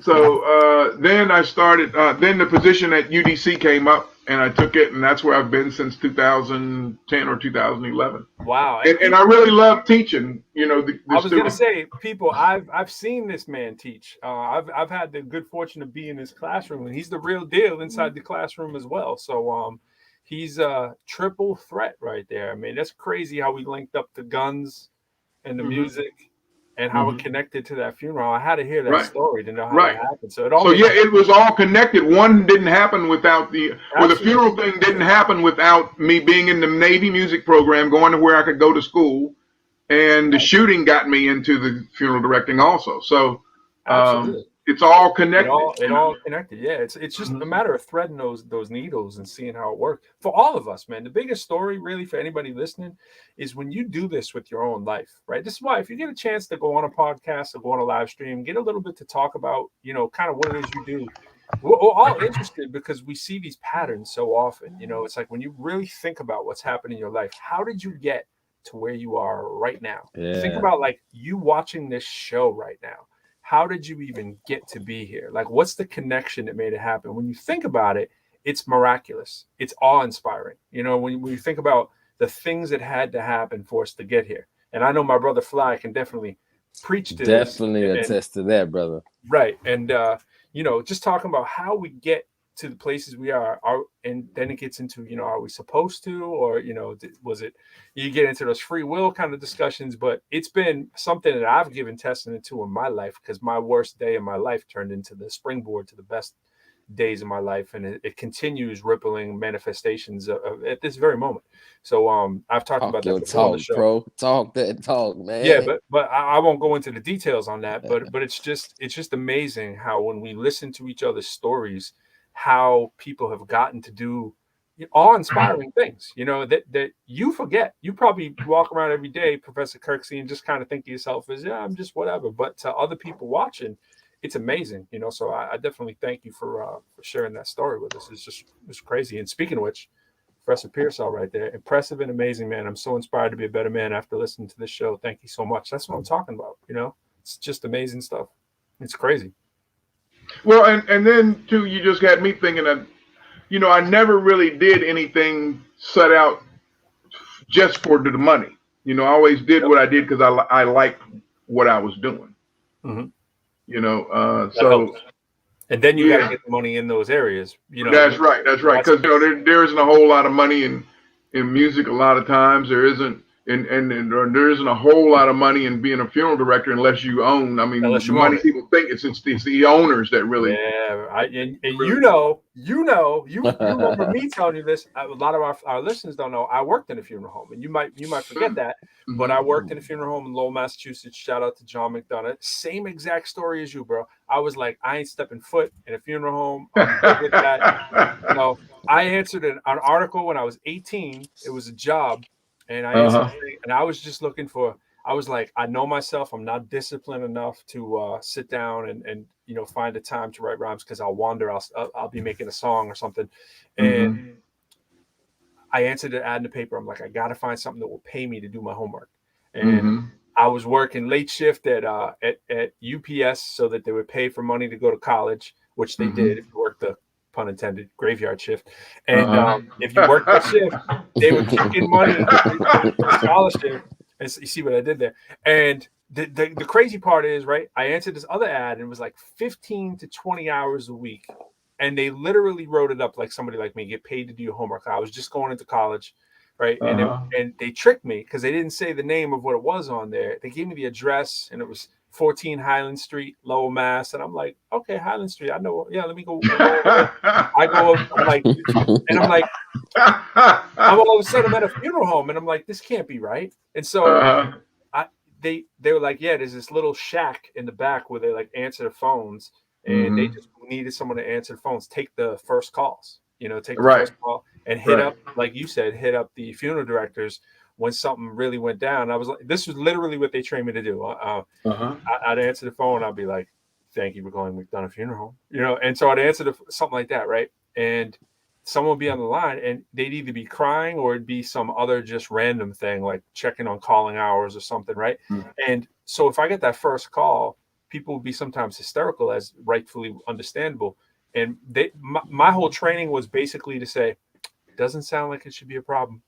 that was my if they asked the question that I didn't know the answer to, it was like, can I put you on hold for 1 second? And I had a radio. This was in the pager and radio day and walkie-talkies and all that stuff. I had all that stuff on the wall. I grabbed them within 30 seconds. People were on the line taking that call. I was just forwarding over. And they did the same thing. And little by little, they were like, before you know it, I was closing down the whole actual funeral, putting away the flowers and doing all that, shutting the windows, going to the boiler room in the basement where they have the caskets. It was crazy, talk about as your life a movie. And before you know it, I was working quote unquote dress ups, as you know what that is. I was working dress ups and they were, I was like, I don't want to work on the actual funeral day. I was like, nah, I'm good with that. I don't want to see other people crying. But before you know it, I'm working 3 to 9 on Monday, Wednesday, and Sunday. Sundays were funeral days, and from 3 to 9, if there was nothing going on, I'm doing my homework or writing raps. I wrote, and you know how I said I didn't want to have the homework and music kind of interfere? I wrote more rhymes at that job than any human in the world has ever written. I worked. But your job just starting there was a very important job because you're the first contact that the people have. Absolutely. And you know what? I learned to talk professionally on a phone. And I tell everybody, like I say this to faculty. I said this in a meeting the other day. I was in a faculty meeting. I don't mean to steal the show here, but I was in a faculty meeting and people were talking about how I speak and everything. And I was like, everything you're hearing me from right now is make pretend. And they're like, what are you talking about? I'm like, this is my fake voice. And they were like, and I wasn't talking exactly like I'm talking right now. I was like, this is my fake voice. And they were like, what are you talking about? And I'm like, I don't actually talk the way you all necessarily talk because I didn't grow up talking academic, you know what I mean? Anyone who knows my family knows that to be 100% true. I don't come from any kind of academic family, quite the polar opposite, right? And I swear I didn't know the difference. And my wife will come out and she's like, yeah, he still doesn't know. I didn't know the difference of seen and saw, come and came, went and gone. I never get them correct. I'm always wrong. And my wife's family speaks perfect English, you know what I mean? And so it's like, we go through these jobs sometimes and they teach you like the way, but I have to turn it on and off, and then I went to another job and I had to answer phones. My friends would be calling up and they'd be like, yo, call them up. And I'd be like, thank you for calling Enterprise. This is Peter. And they'd be like, oh, listen to him talking, and now I'm somewhere in the middle. Now I talk a lot more academically in my real everyday talk because you practice it so much. And so I'm somewhere in the middle now. We all know that thing, but it's just funny, That's like, interesting, man. Wasn't for them jobs, man. I'm sure the same for you, Fly. And that's the truth, man. You learn a lot about work ethic and charisma and things that end up giving you the advantage when opportunities come. Sometimes the presentation that you make for a lot of people, that first impression, so to speak, when you're interviewing for a new job or for a life-changing opportunity, it was those principles that you learn, those fundamentals that you learn, like work ethic or being prompt. I learned that from work, being prompt, being on time, being courteous, being kind, that type of principles. I learned from work, because back home growing up, man, you know, it was kind of like more of a survival jungle. Like, you know, you either talked to like everyone else spoke, or you just, you know, didn't fit in and they made you a target. And so yeah, I was real hood. And I, you know, it was work that helped get me out of that, and church. And so yeah, I thank God, man, all the time for the opportunities that I had, the jobs that opened doors for me, and create opportunities. And so I'm glad you brought that up too, because you mentioned also other people's story, and it's important for everyone to realize how much value they've had in their experiences, and that we can all glean or draw something from those things, that we don't necessarily need to look back at and think of them as failures, but it's somehow some kind of springboard for us. It's all about perspective, really. Without a doubt, bro. Without a doubt. It's just remembering it. You know what I mean? Just remembering it. But yo, we at that 10:30 time. We about to call it a wrap. But man, that was amazing getting to hear you wild out like that. And for anybody who's in the DMV, you got to check out John Kirksey. And yes, sir. You got to let us know if you're doing some performances. And by the way, next time we do some performance in the DMV, we might have to hit up Mr. Kirksey, Professor Kirksey. It'll call it the ProQuo Show, because it's. When am I going to get to play bass on one of your cuts? Well, here's the thing: people don't know that we were on the line today talking about the music equipment and set. Once you get that bad boy set up, you can actually send me some stuff.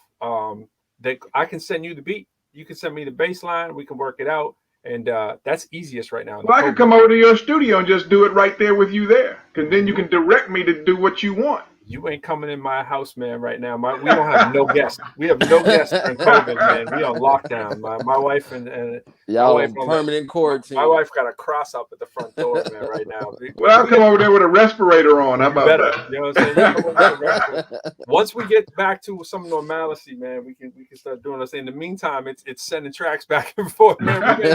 We made our whole album that way, yo. It's been crazy times, but Professor Pearsall says, what's he saying? He's saying, what is he saying here? Can I say a rap? You may. Oh, he says I want in. He wants in on he wants to be part of the collective, I think. He wants to Professor Pearsall, you know what you need to do? You need to get down with the artist collective, and you need to come through and give us like an artistic rendition of the martial arts. That's what we need to see. People want to see that. You know, we have Kirksey playing bass. Remember our first PD that I did? I was like, I'm getting John Kirksey. We're going to play bass. I rapped at our first PD, and John Kirksey played bass guitar in a little old room. And the people were like, well, what is going on? We're like, hey, that's what happens when you have a rapper and a PD director. That's what happens. You're going to get the bass guitarist and the rapper to get together. That was fun. Oh, that's funny. He was in there like boom, boom, boom, boom, boom, boom. And you know there are a few people in there going, what is going down right now? But the rest of them were like, yeah, okay. Yeah, that's some good stuff. It's been a pleasure, man. I actually, there's different level of excitement. I was super blown away last week with Dr. Russ. And this was equally entertaining as last week was informing. And so, man, back to back, wonderful, exceptional guest, man. We appreciate you too, Professor. I gotta shout out his thing too. So Russ, actually, thanks for reminding me. I forgot to shout him out. Our guest who we had on last week, he's doing a spoken word kind of residency in Boston, Mass. Fly, you want to tell him a little bit about while I'm pulling this up? Oh yeah, so he's doing the residency. I forgot what he was calling it, but it basically deals with giving the opportunity or a voice through spoken word. Narration is liberation is what it was called. Yes, liberation therapy, was it, of some sort? Narration therapy. It was unique to me, something I hadn't really heard a lot about, and it's basically giving a voice to people in marginalized areas or people who can't really speak for themselves. And so they're kind of doing that through spoken word, and also creating therapeutic opportunities for people who have struggled being able to communicate. You see that live back in band. Too bad this wasn't in DC, man. This is out in Boston. I know. poetry, open mic, live backing band, reggae, dance hall, DJ.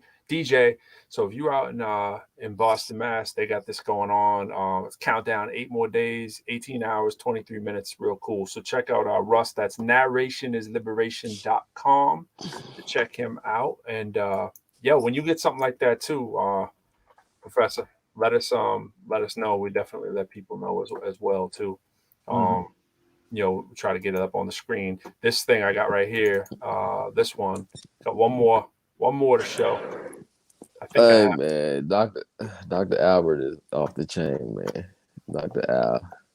I am an old inner city martial artist. It's not pretty, but very effective. He loves calling himself old, man. He's been calling himself old since I met him. He ain't old. He'll just whoop you without knowing that anything happened. Exactly. He's on the sneak tip, you know. So here is this one too, right here. This is if you're a mathematician or you got some kids who are into math, I can give you more information on this too. This is www.nationalmathfestival.org. Imagine math class in color. Imagine math class with youth at the center. Imagine freedom plus math class. Submission deadline, October 15th, 2021. Live online winner announcement, October 28th. Basically, what's your vision of what the future of a math class should look like? So if you got a young person who wants to enter that, the National Math Festival will take care of you. Good people there. They got all kinds of prizes and contests to share. Ages 13 to 18, making a video. If you want more information on that, hit me up on that. If you've watched it, they are doing some good stuff, and you know my affinity for math. So yeah, that's that. We took care of our announcements and our official sponsor.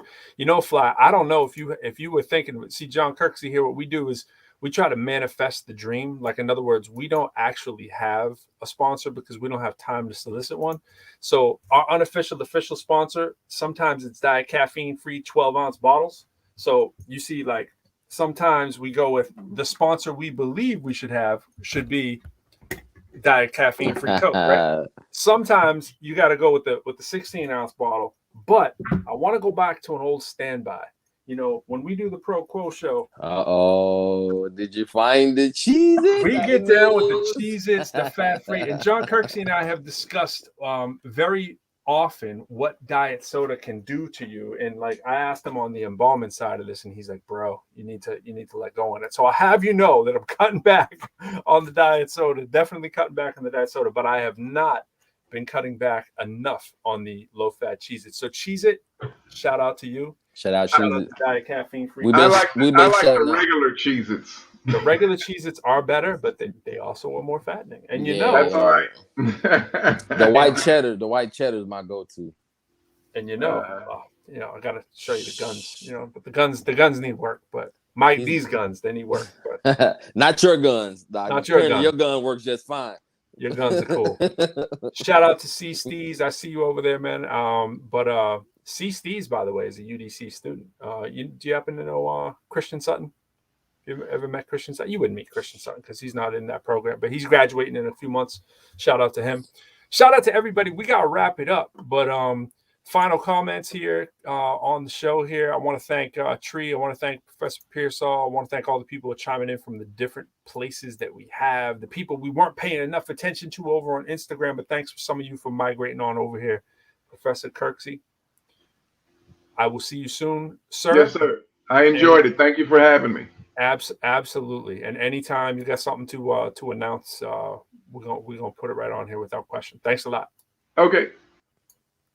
Yo, that was Professor Kirksey.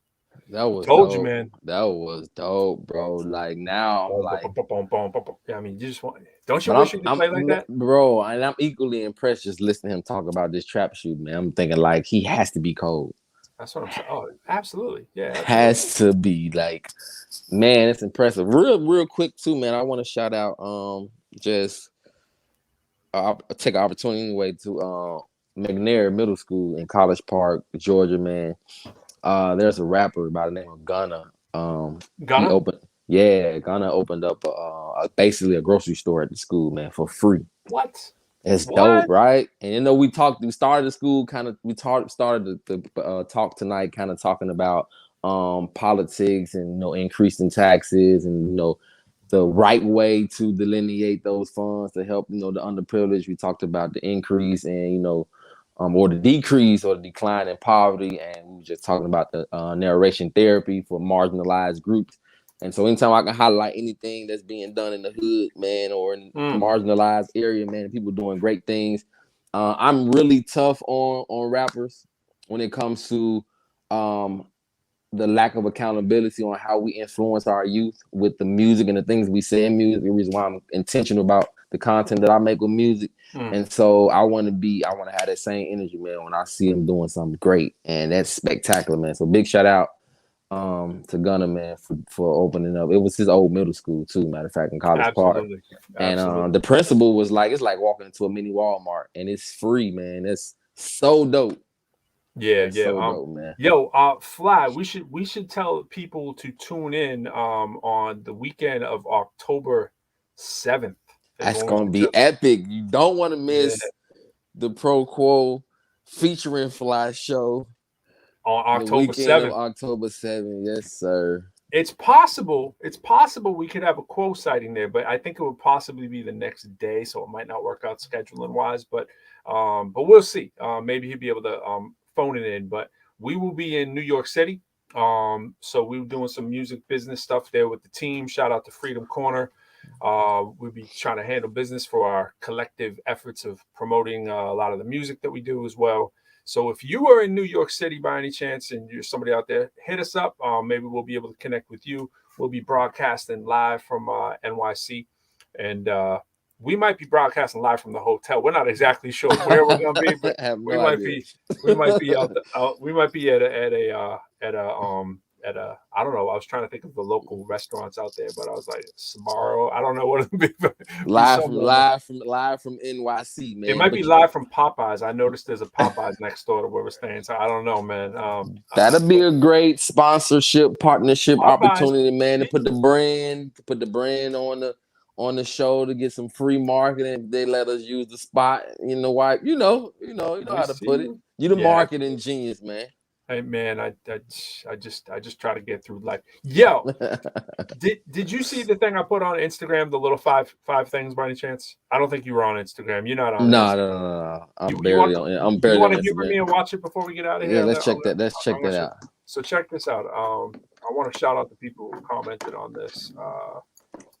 I'm real whack with my Instagram and stuff. I just I do the minimum. You know what I mean? Bro, I'm whack with social media, period. I'm only on there because of my wife and Charlie B. Like, I hate social media. Honestly. See, I don't have a hate for it. I just like it's a time thing. You know what I mean? So it's like so anyways, this is my my Instagram page, and you see how it says live because I'm live over here. It's crazy. Whoop. So down here, big shout out to this one right here. I want to shout that out. That's the Indie Hip Hop Lives Attack, rapattacklives.com. Artists, ProQuo #1 on the conference call picks. #2. Yo. In there. But anyways, so yeah, we're promoting that kind of stuff. But I did this video right here. I'm going to let you hear it. This is the top 5 things you can do that don't fall for the scams and paying people big money to tell you advice and stuff like that. That's kind of one of them. Here we go. Is the sound on? Did you hear that sound? I heard that. All right, cool. I'm going to let it run and I'll blow the picture up. Hey, yo, what's good? It's Pro Lyrical. I'm out here in the park. I didn't need to wear the mask.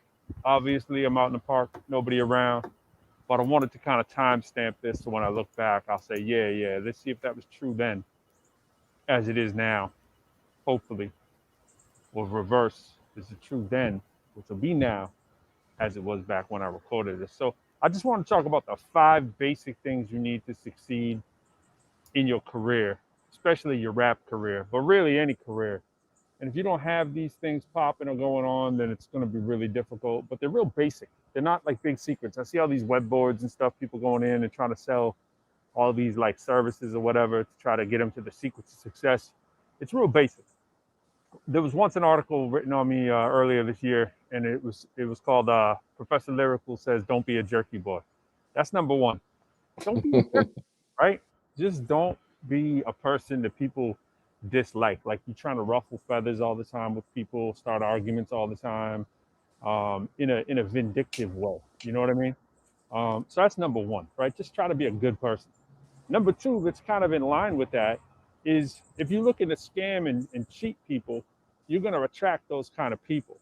So consider your team and who you're attracting into your circle. If you're not attracting the right people, it might be because number one is not down, but it is a separate item. You got to make sure that you have a team and that your team is either competent or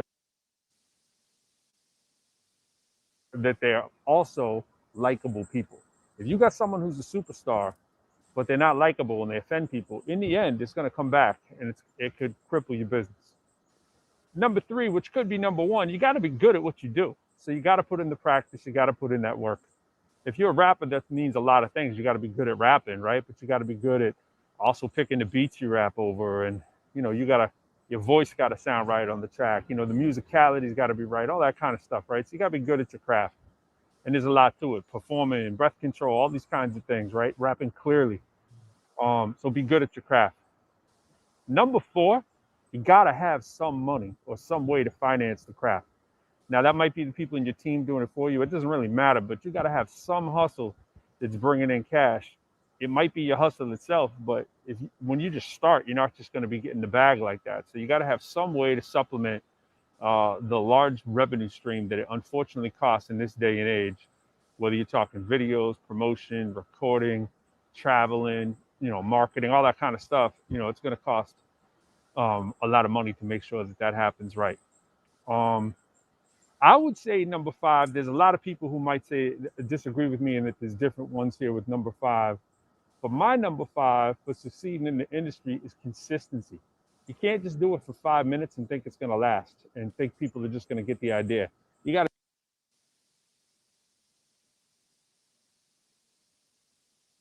to be consistently in people's face. I was marketing and promoting the music scene in Boston, Greater Lowell, all that for quite a long time. And the thing that kind of made me that, you know, local household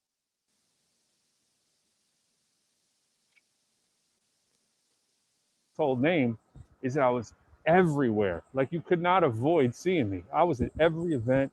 I lived, ate, and slept it all the time while I was doing it. And so there's valleys and peaks. You know, you got things you got to do in your life. You have family, you got relationships, you got school, you got jobs or whatever. There's valleys and peaks. But if you sustain over the long run, people will say, yo, that's a person that I can trust, who isn't a jerky boy, who seems like a good person, who's talented at what he does. His team got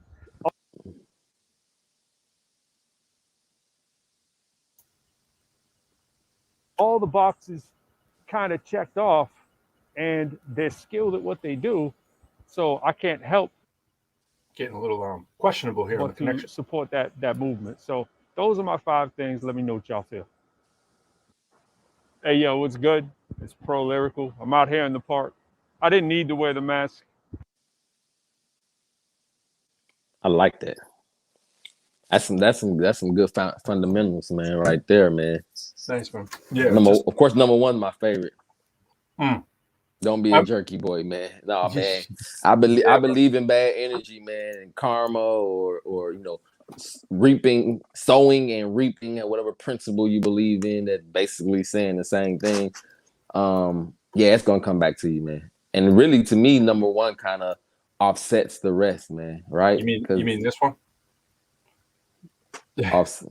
Don't be a jerky boy, man. Don't be a jerky boy, man. That's man. I'm glad you put that one first, man. Actually, number 6 should be don't forget number 1.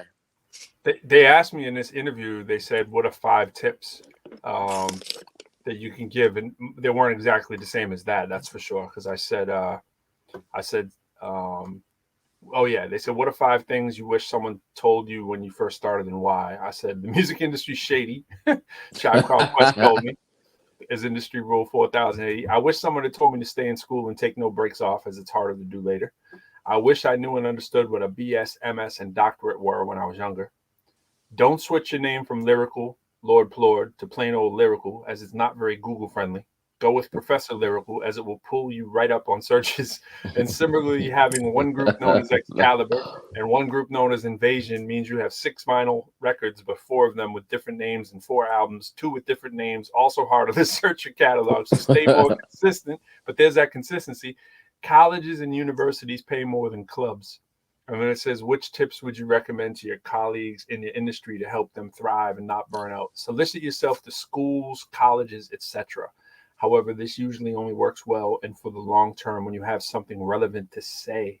The more trendy you are, sometimes the more you can play yourself. There's great reward there and lots of immediate impact. However, you won't look like a superstar the next day. If you're seeking superstardom, then perhaps not. Be comfortable learning to speak as well as you can communicate your ideas as effective in real life as you may do as a songwriter. Don't be a jerky boy.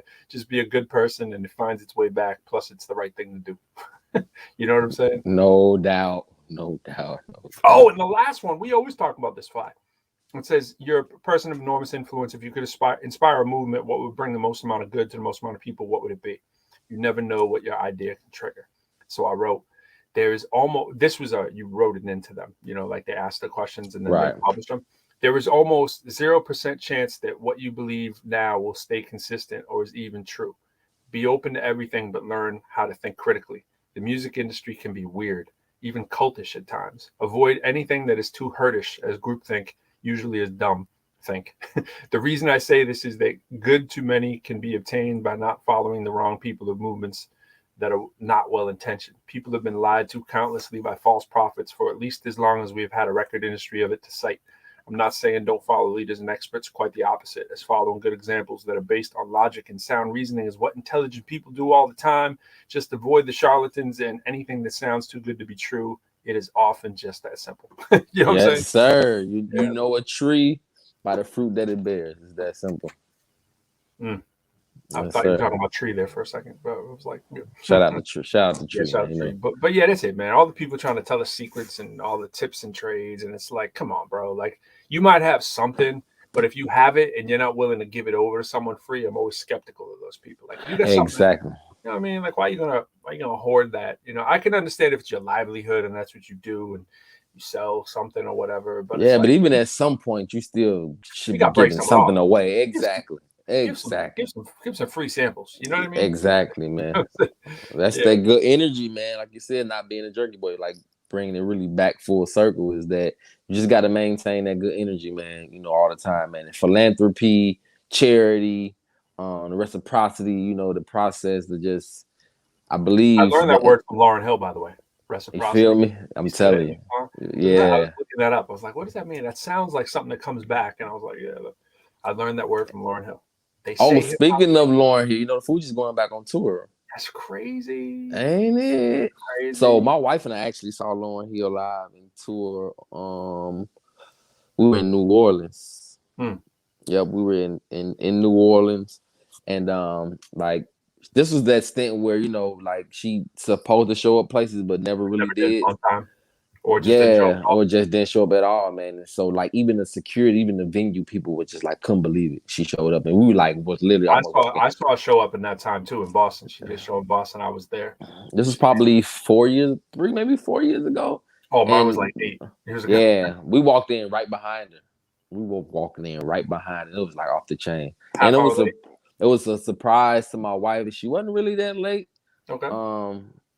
It was a surprise to my wife. She didn't even know. Oh man, Lauren can be late. Lauren can be very late. Yeah, it doesn't matter.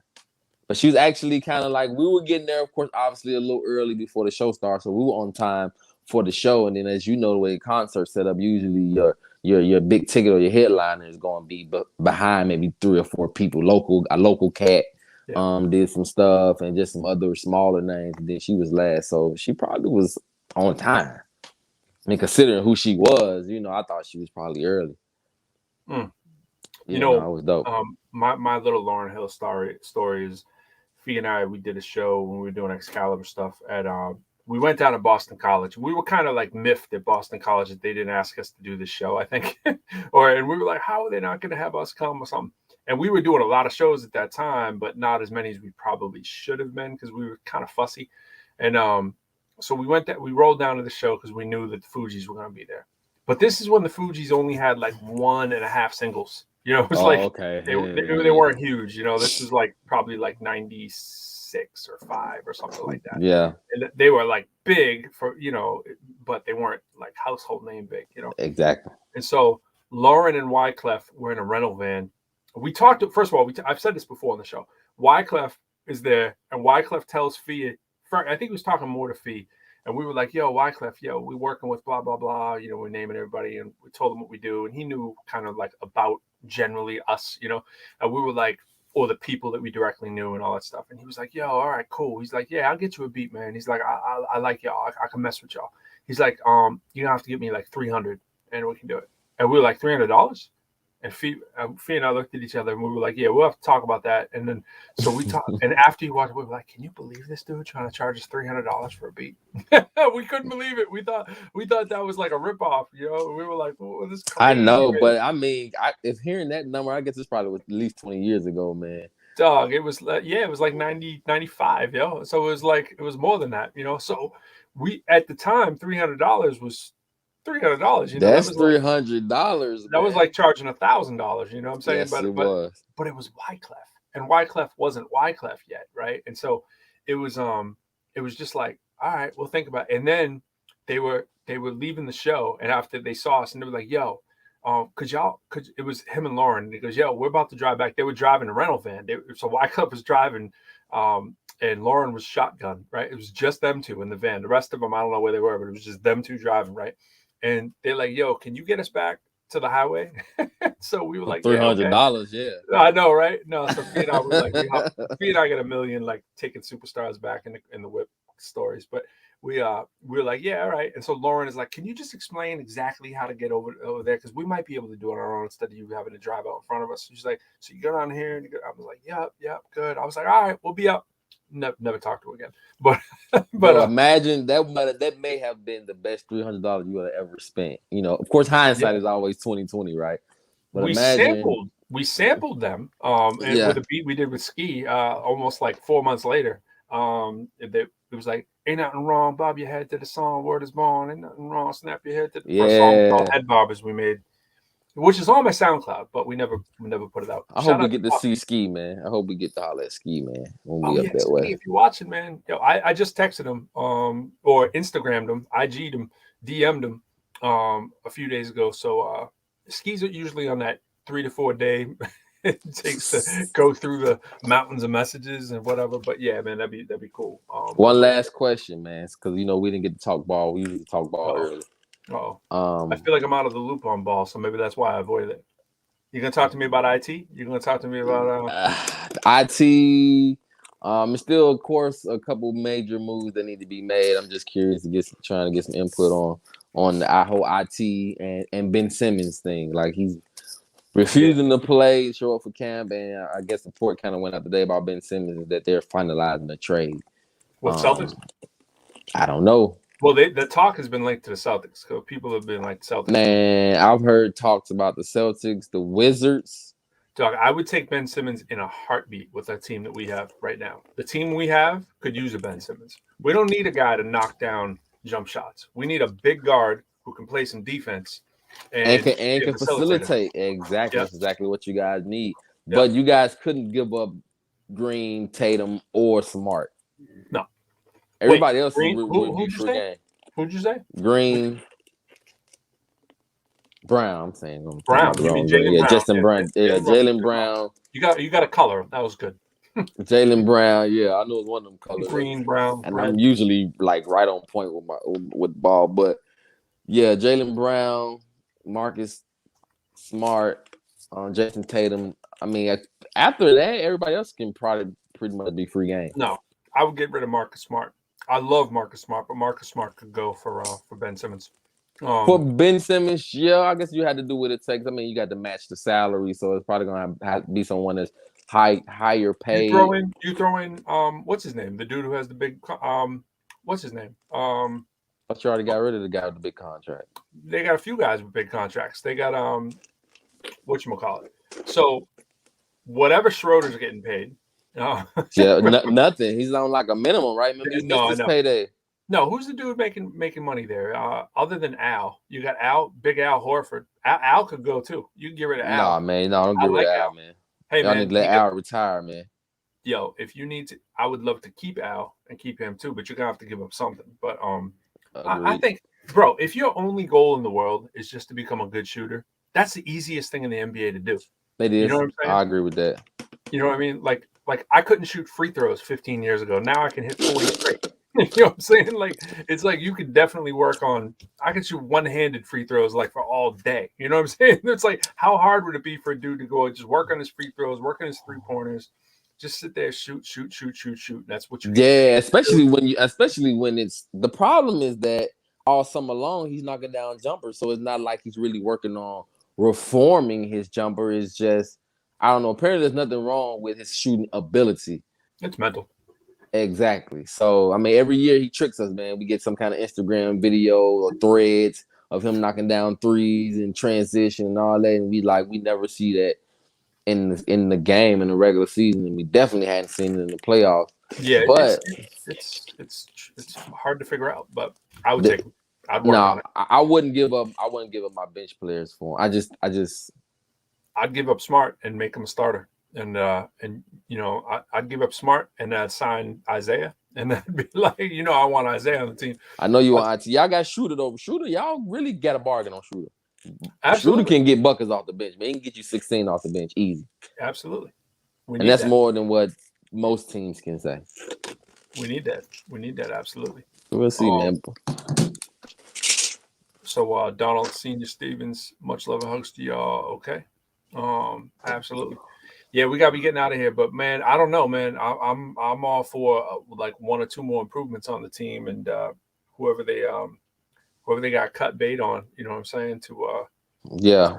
Oh, Josh Richardson, y'all gave all that money to. That's what it was. We talked about. That's it. Josh, that's it. That can happen. They gave him the extension, but that was intentional. And it's not to keep him, it's to get rid of him. So hopefully, you know, y'all got something. Anyway, I got my own problems in Chicago with the Bulls. My people. I don't even know what's up with the Bulls, man, to be honest. Yeah, I mean, we didn't sign DeMar DeRozan and we got Lonzo Ball, Alex Caruso, but I'm worried. I like Lonzo Ball, man. I do like Lonzo, but I don't really see a leader on our team. I don't really see no alpha. I don't really see. I see a lot of really good ball players, but from what we understand about success in the NBA, there has to be an alpha. Who's the best 3 on the team?